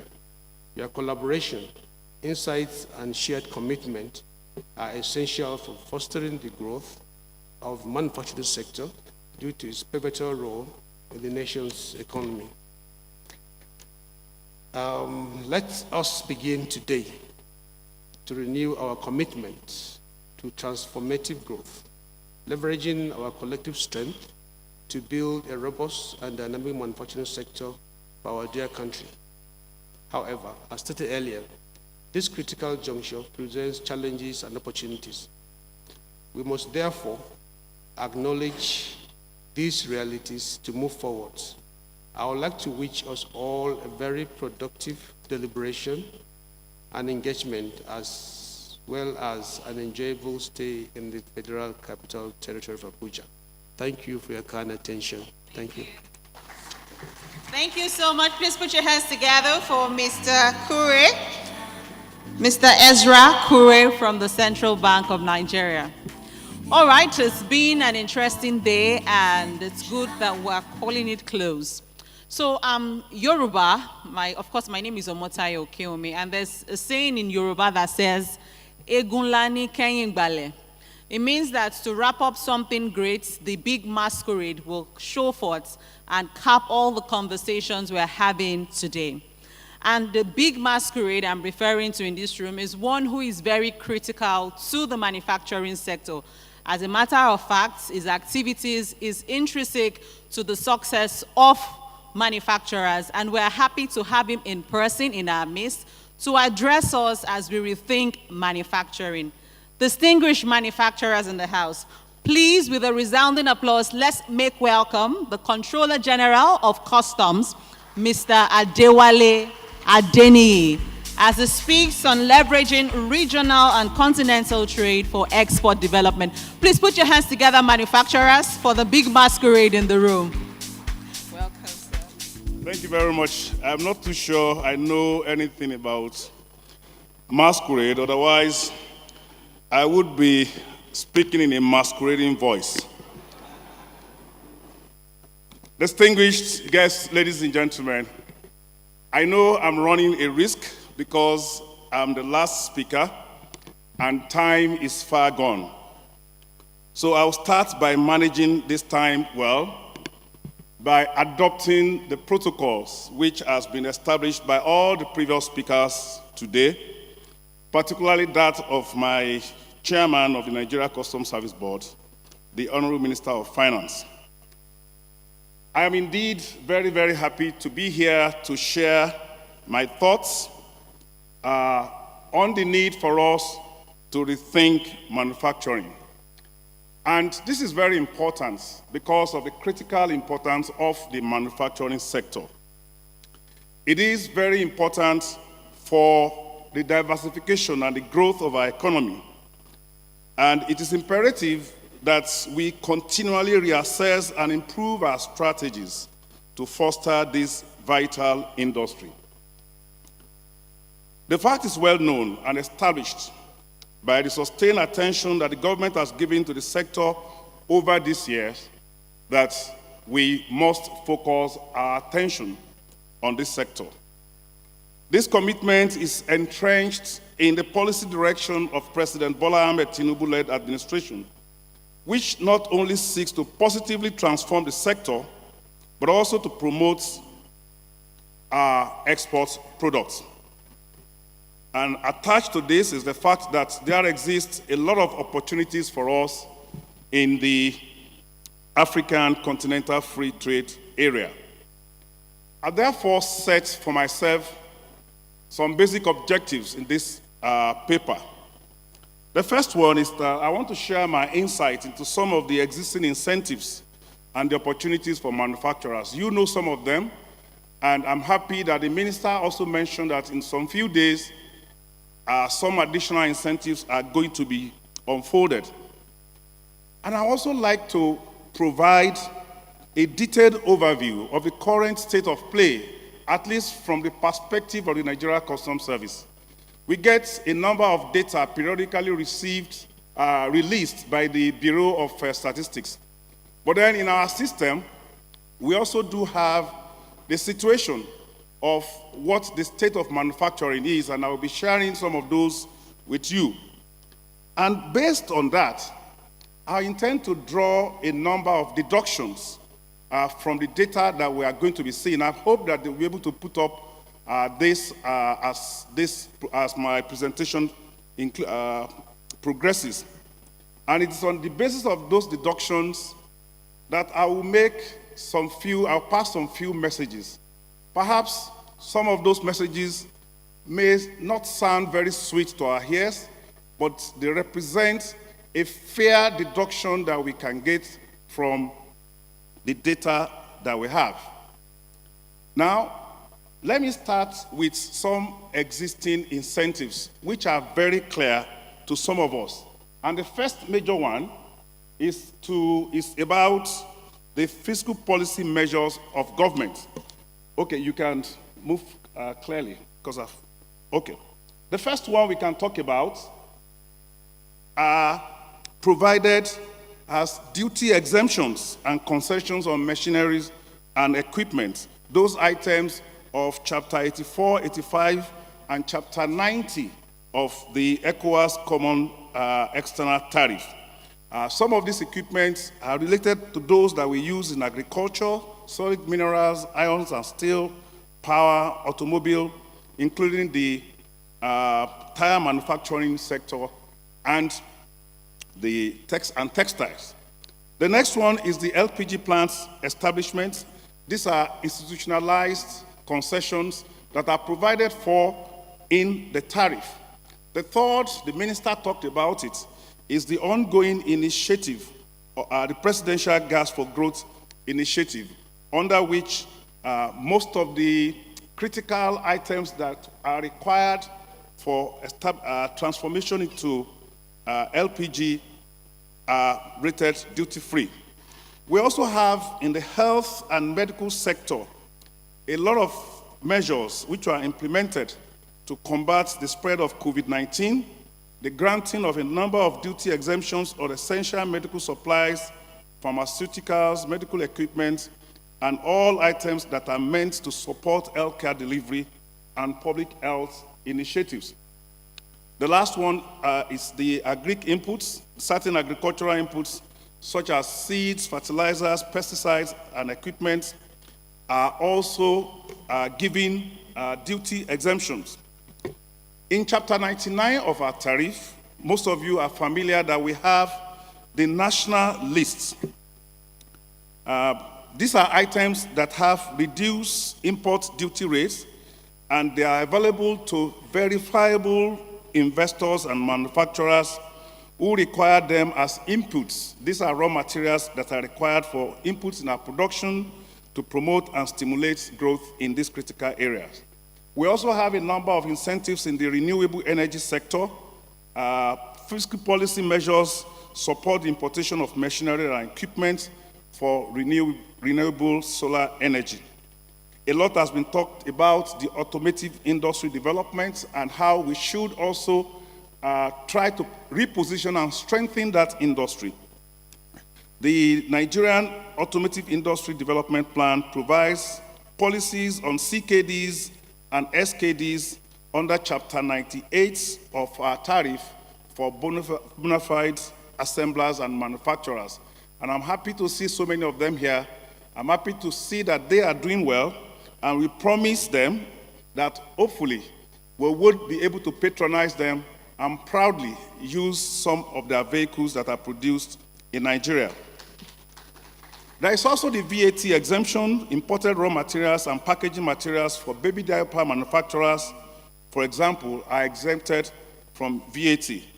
Other ones include the sugar industry support and the recent approval by Mr. President, which has given approval for the removal of all goods that are imported. This used to be the case before. When goods are imported, they should be exempted from export prohibition. Now, you do a lot of things in the importation of goods, and customs has put in a number of measures to facilitate import clearance of these goods in the ports. Some of you may be familiar with them. I just run through them for the sake of time. We have successfully piloted the Authorized Economic Operator Program, and this is giving some kind of VVIP status to importers who are admitted to this program so that they will not be delayed in the port. We also have the advanced ruling. The advanced ruling system helps to ensure predictability and achieve a high level of compliance while minimizing the costs and the time for conducting business. The third is the attention we are giving to our process of dispute resolution through the constitution of a new dispute resolution committee. In the past 3 years, we have successfully processed a total of 34 cases. We have resolved 31 out of those 34, and only 3 are pending. We are also deploying the use of non-intrusive inspection technology in our ports. We have recently launched a time-release study for us to identify areas within the clearance system where there are delays so that we'll be able to put solutions to start 24 hours clearance of goods in our ports. Now, in terms of the exports ecosystem, we have a number of measures that are targeted towards exports. And of course, you know about the fact that we have a number of export processing zones. The export expansion grant is still in progress. And Nigeria Customs Service has now created and dedicated a command solely for the processing and documentation of export business in Nigeria.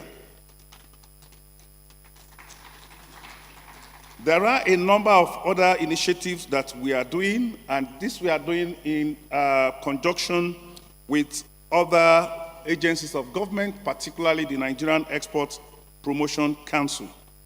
Now, the current administration has shown sufficient political will to boost manufacturing and exports through its policy directive captured in the PAD document of President Bola Ahmed Tinubu. And this can be seen in the targets it has set to achieve the sector.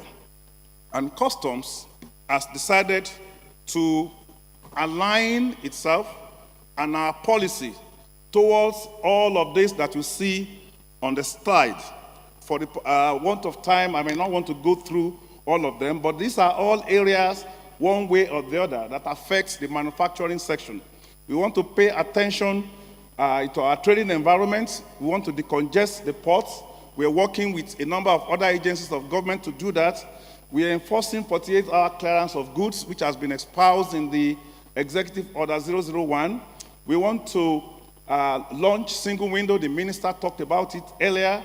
And a number of other features you have seen on the. But let me talk about the renewed breath that has been given to the Presidential Enabling Business Environment Council, which the minister talked about earlier. This council ranks agencies by activities under 8 broad indicator levels, including efficiency reforms based on service deliveries within stipulated timelines and transparency reforms. Just last week, the results of the 90-day cycle were published, and where Nigeria Customs was announced as the most improved agency, growing by 81.5% and moving 33 places to achieve the 100% mark alongside 4 other agencies of government. But the happiness for me is not about the fact that we moved 33 places and we scored 100%. I am particularly happy because in that ranking, in that PEBEC ranking that was recently released, when you take a good look at the agencies that are occupying the top 10 in that ranking, they are all agencies that has one thing or the other to do with manufacturing. So Customs is there, NPA is there, FIRS is there, NIMASA is there that regulates shipping, Nigeria Shippers Council is there. So we have all the incentives, and you can be sure that all of these agencies under President Bola Ahmed Tinubu are there to actualize his dream of repositioning the manufacturing sector. Now, I want to go to that section where we have a number of data on the current state of Nigerian trade activities on the African continent, particularly, and as captured by Nigerian Customs Service in the last 3 years. Our top 10 trading partners on the continent account for a substantial 78.28% of its import trade, and an even more significant 95.83% of the export trade.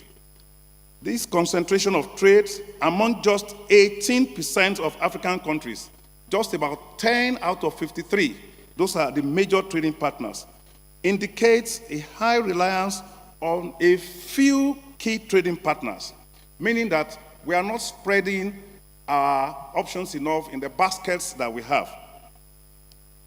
Furthermore, it underscores the limited penetration of Nigeria's export goods into a broader range of African markets, reflecting opportunities for expanding trade relations and diversifying export destinations within the continent. In the absence of this, I'll just try to share some of this with you. Our trade with the African continent on the import side represents 4.73% of the nation's total trade value of 66.98 trillion in the last 3 years.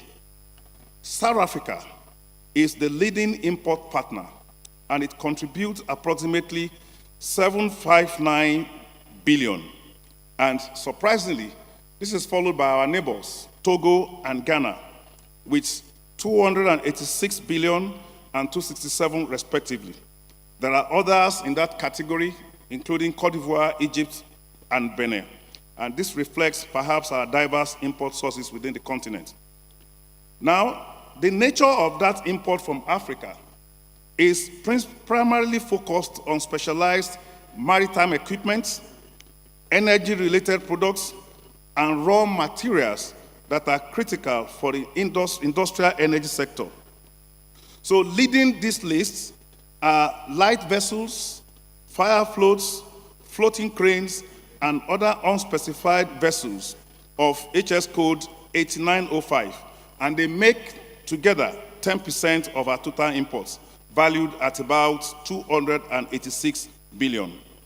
Other significant imports include gas oil, accounting for 6.7%, floating or submersible drilling or production platform at 6.2%, and ordinary motor spirits at 5.1%.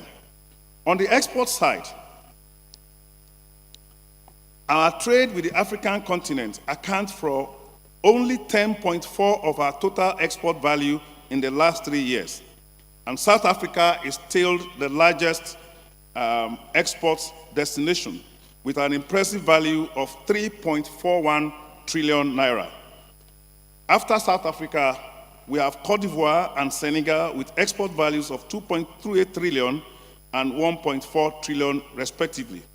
The other ones are Togo, Namibia, and Ghana, which also indicates the fact that we are trying to diversify our export market. Now, our exports from Nigeria to other African countries are diverse, and they include heavy machinery, construction materials, and specialized food products. However, as we may all know, the most dominant export commodity is still petroleum oil and oils obtained from bituminous minerals which is estimated at about 7.1 trillion naira, representing 74% of our total exports.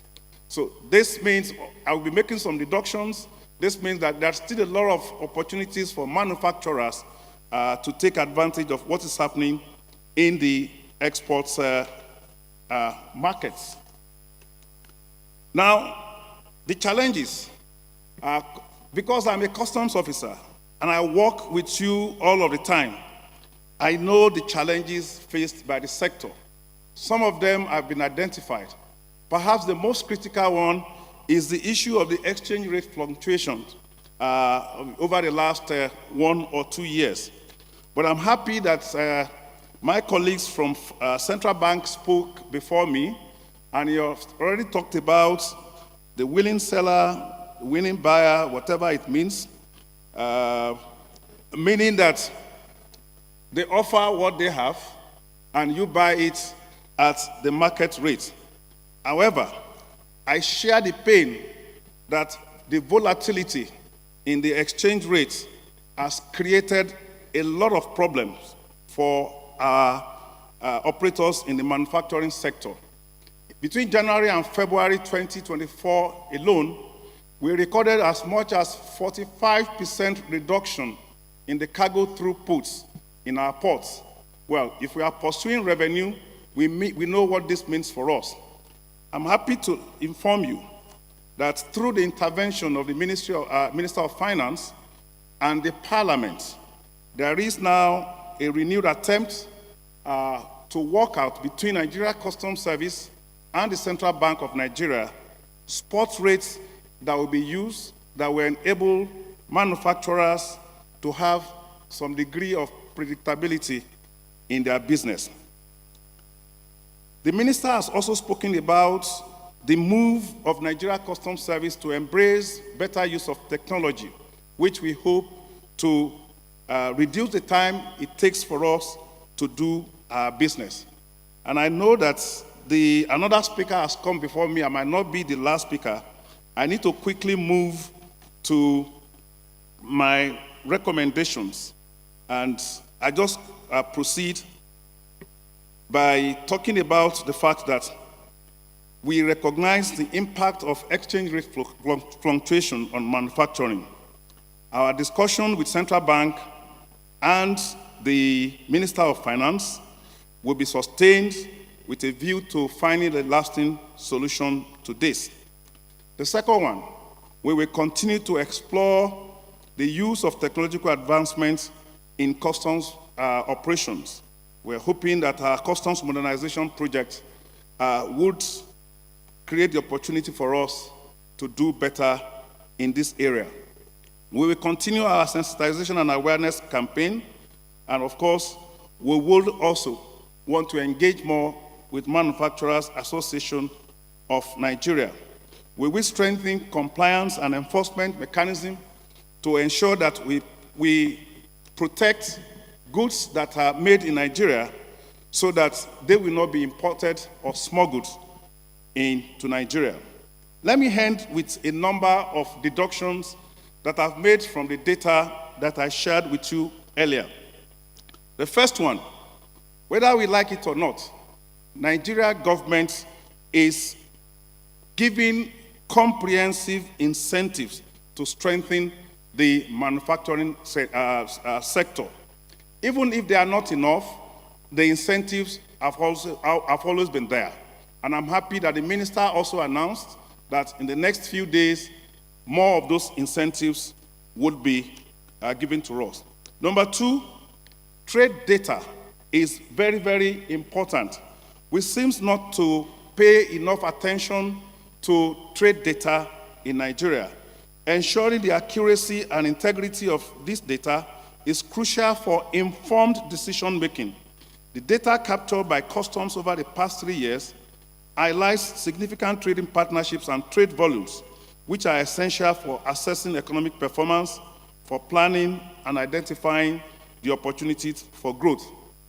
The third message, there is high reliance on only a very few trading partners.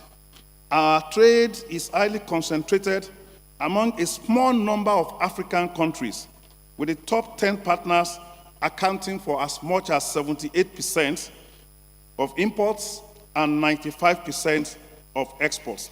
This reliance on a very few of them suggests potential vulnerability to market fluctuations in these countries and highlights our need to diversify our trade relationship to ensure a more stable economic growth. The fourth is that there is still a very significant trade imbalance with African countries. The data we just showed that Nigerian trade activities within Africa are more export-driven, 10.46% of total exports compared to 4.73% of imports.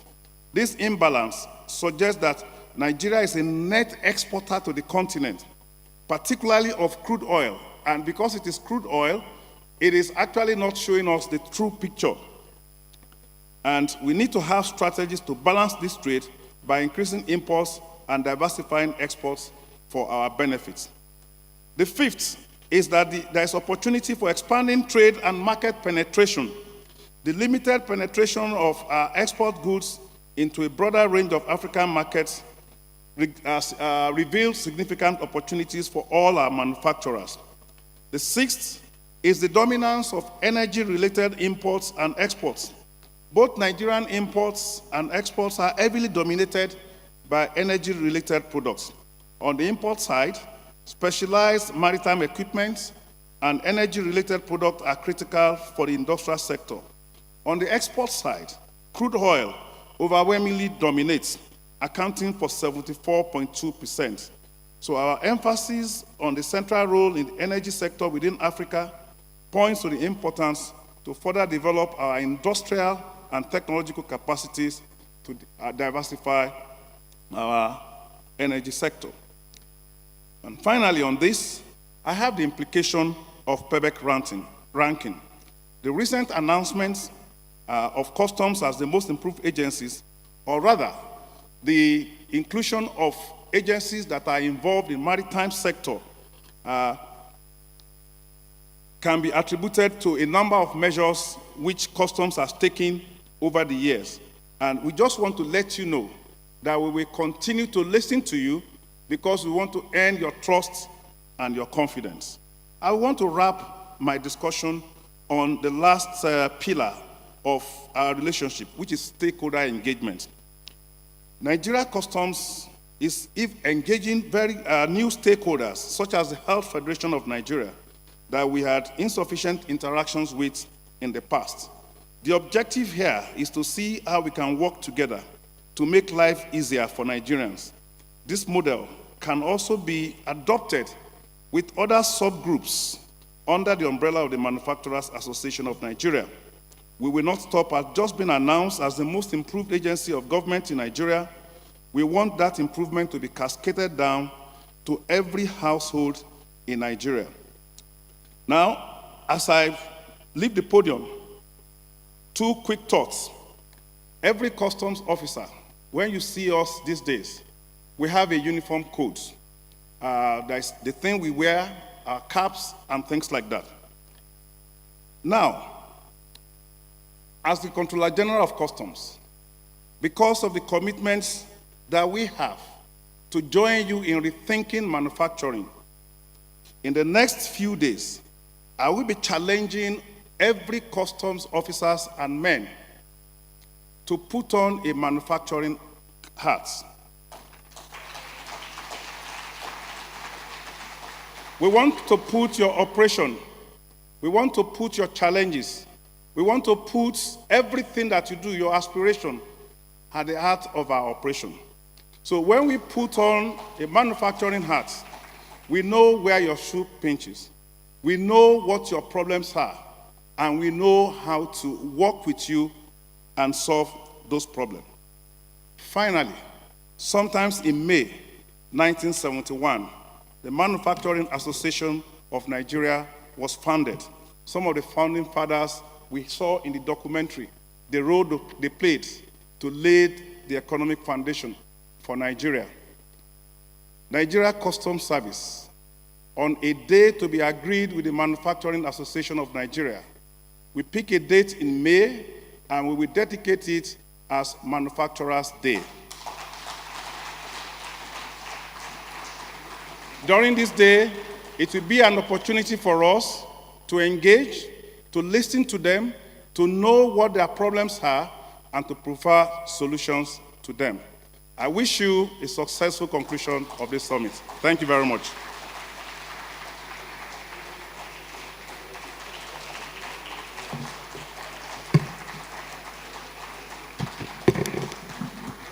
Let the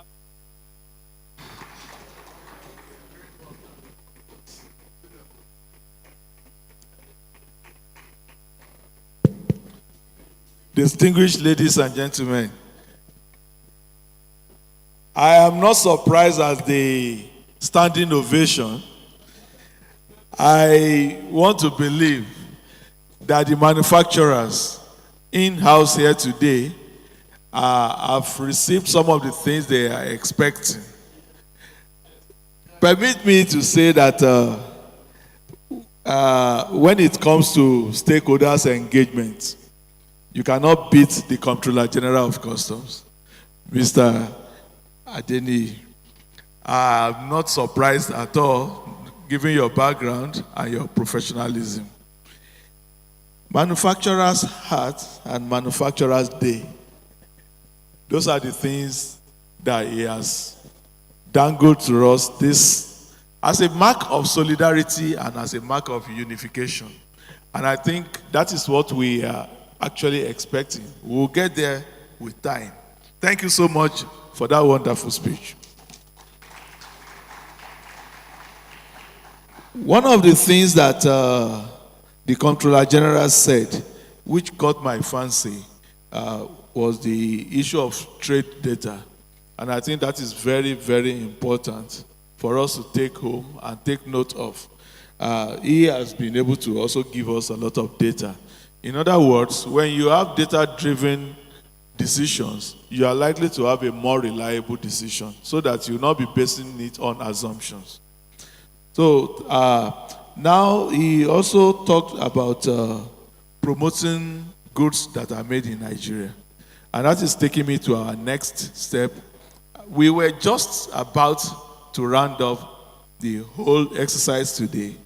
But then we had the big masquerade. But another masquerade entered.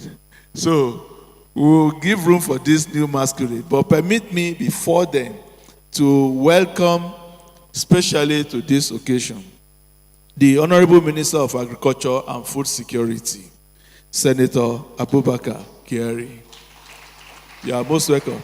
Permit me, Honorable Minister, that instead of, rather than sitting down, I know that you have a prepared speech, and I know that our time is fast spent. We'll see if you can, Honorable Minister, sir, just give us a few words from what you have to say, so that we will not say, I mean, you met us here.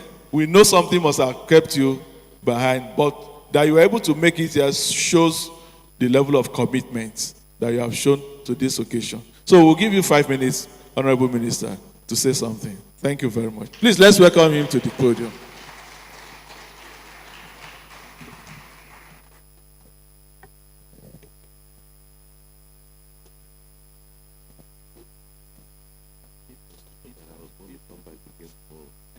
Yeah, so but what do you want us to do? Maybe just give us simple solidarity 1 minute. Then Okay. we'll take it to Okay. The President of the Manufacturers Association of Nigeria, our elder statesman, Wakili Adama, CG Customs, and permit me to stand on the existing protocol already established. When I first came in, sorry for being late anyway, because I got held up in the traffic just around the police headquarters. But I was also told that I'm going to speak tomorrow, not today. And I was just trying to explain to the MC. And also, first of all, thank him for calling me a masquerade. CG is not a masquerade. I am probably a masquerade. But let me just say a word or two, and then I'll come back and deliver my my address tomorrow. Just to say that I'm here in solidarity with manufacturing, because this is the in thing now. In agriculture, I think that's what we need to promote. Backward integration, forward integration, and what have you. This is the year and the time for Nigeria to industrialize 100% in terms of agriculture. Time is no longer on our side for us to be exporting raw materials, especially agricultural raw materials. We need to step up the game in terms of processing, and we're working assiduously with the National Assembly, which is, of course, my own constituency in the past, to see that we make enabling laws that will be friendly to the Nigerian agricultural space. And that is by industrializing and also setting up manufacturing processes so that we can add value to some of our agricultural potentials, the huge potentials that we have, and both for local consumption and also for export. So with these few words, I would just like to express my happiness and thank you for this opportunity. And I will be here again tomorrow to deliver my full address. Thank you very much.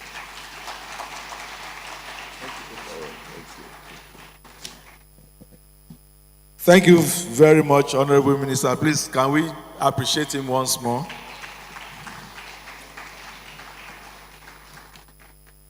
I am happy that the minister said that he will be coming back here tomorrow. That means that we have actually given this a very good consideration. And we'll be expecting you tomorrow, sir, so that we'll take off with that.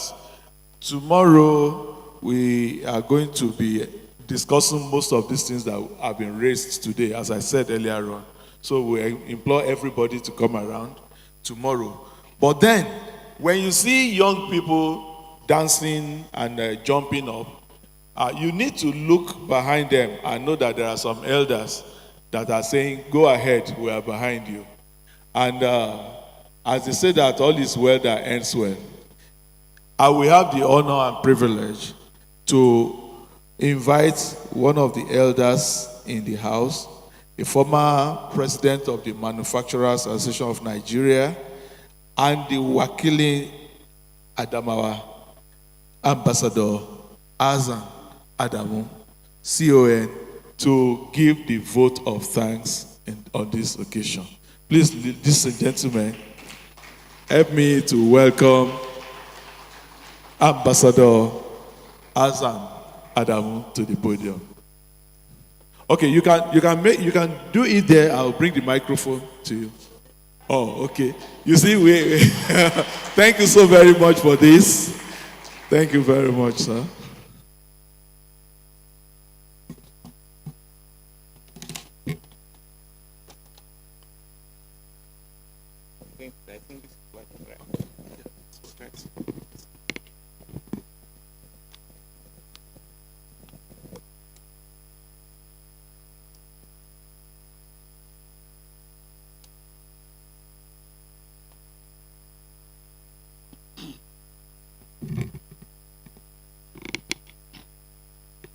Bismillahirrahmanirrahim.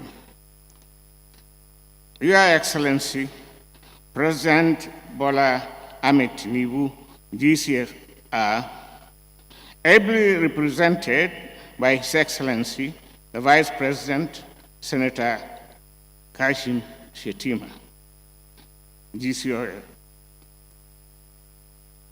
President of Manufacturers Association of Nigeria, President Aliko Dangote, Honorable Ministers, members of Diplomatic Corps, invited guests, ladies and gentlemen, permit me to stand on the existing protocol. We began graciously and we have ended today's session greatly. We therefore thank Almighty Allah for His graciousness, for good health, and for giving us the wisdom to host this summit.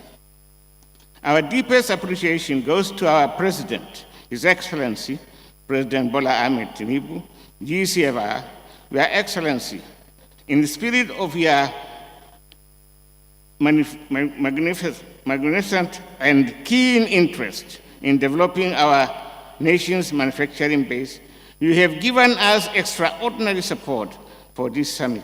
Mr. President, your presence with us today is truly remarkable, and it portrays your firm determination to rescue manufacturing sector. We are indeed thankful to you for gracing us with your befitting presence. I would also like to extend our immense gratitude to His Excellency, the Vice President, Senator Kashim Shettima, GCON. Your Excellency, despite your busy schedule, you made a way to be with us, to partner with us, and to ensure that we got the necessary support we needed to hold this session. Your office was open to us for all we needed, and we have enjoyed uncommon cooperation with your team. To our guest speaker, President Aliko Dangote, indeed we are grateful for your presence and contributions.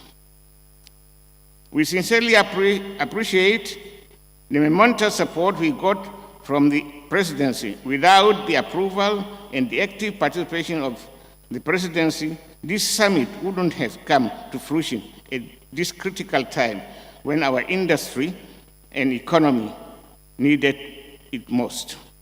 Your Excellency, we do not take your presence here with us today for granted.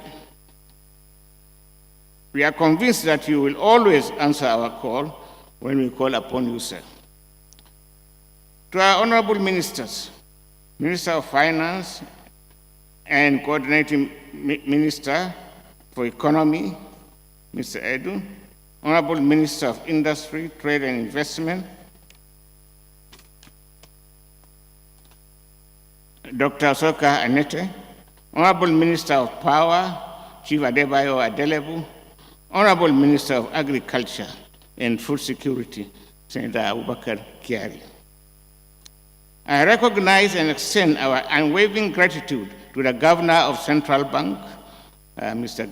Cardoso, and the Controller of Customs Service. We deeply appreciate your time and for graciously furnishing us with insightful perspective. My gratitude will not be complete if I fail to acknowledge the highly dignified presence of our special guests and partners from and within outside Nigeria. His Excellency Albert Muchanga, Commissioner for Economic Development, Trade, Tourism, Industry, and Minerals, African Union. His Excellency Mr. Wamkete Mene, Secretary General of African Continental Free Trade. Dr. Olusegun Oganga, CON, former Minister of Finance and Minister for Industry, Trade, Investment, as well as the founder of Nigerian Leadership Initiative, ASPEN, Global Partnership. Professor Ayo Omotoyo, Director General, Nigerian Institute of Policy and Strategic Studies. Mr. Anthony Oputa, Regional Managing Partner, Ernst Young.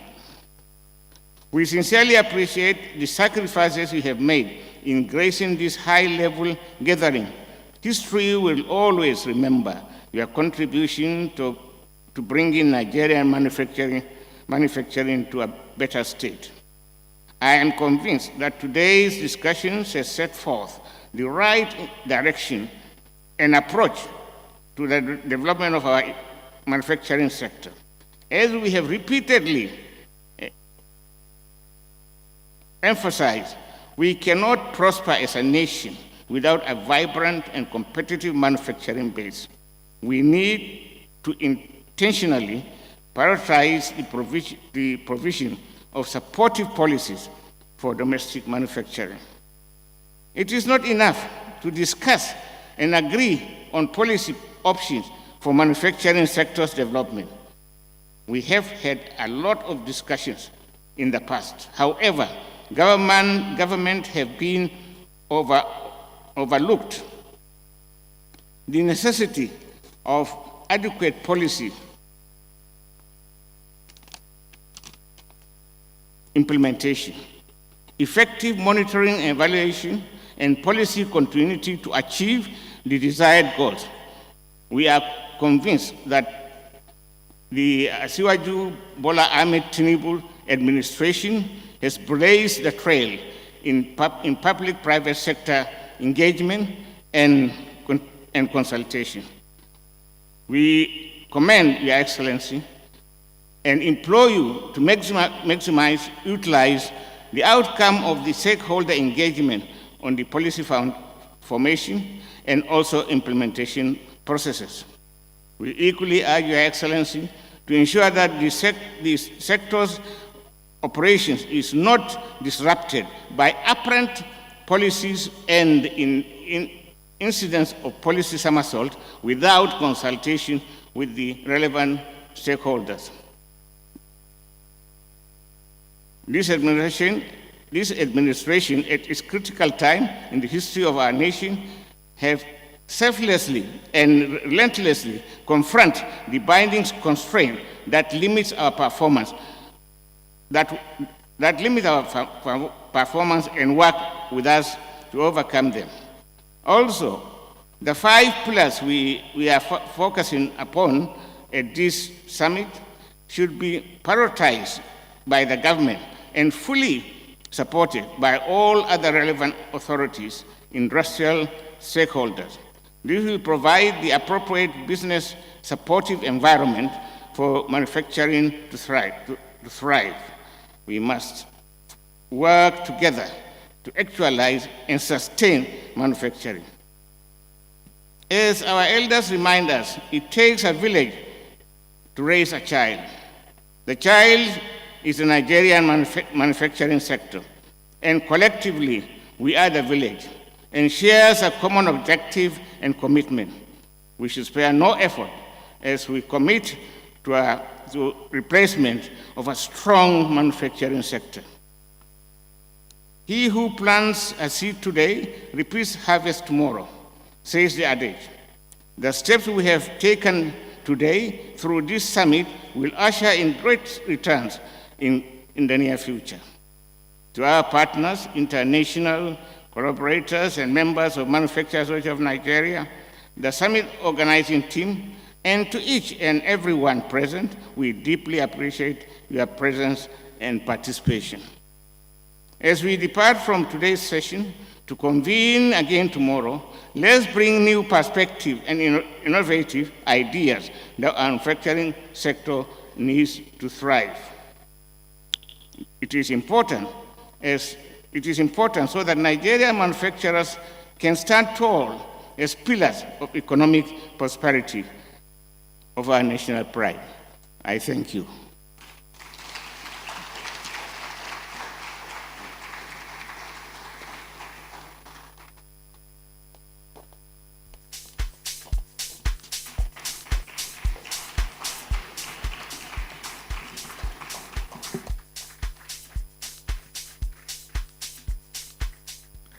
As they say that the words of elders are words of wisdom, we want to thank you so much, sir, for this very wonderful and detailed vote of thanks.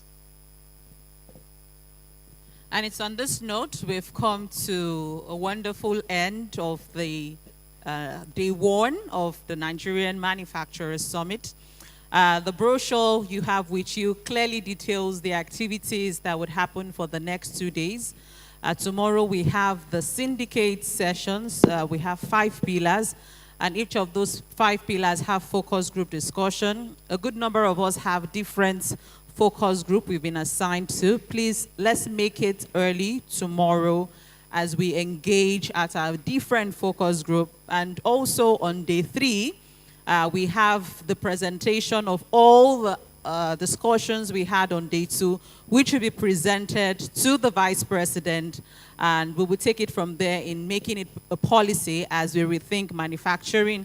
Then on the evening of the last day, we have a gala night or dinner, if you may call it. It's a networking dinner where each and every one of us will have time to interact and network properly. It's been a wonderful time, distinguished ladies and gentlemen. As we close, can we remain standing? Let's have the national anthem to formally close this event. Please, the national anthem.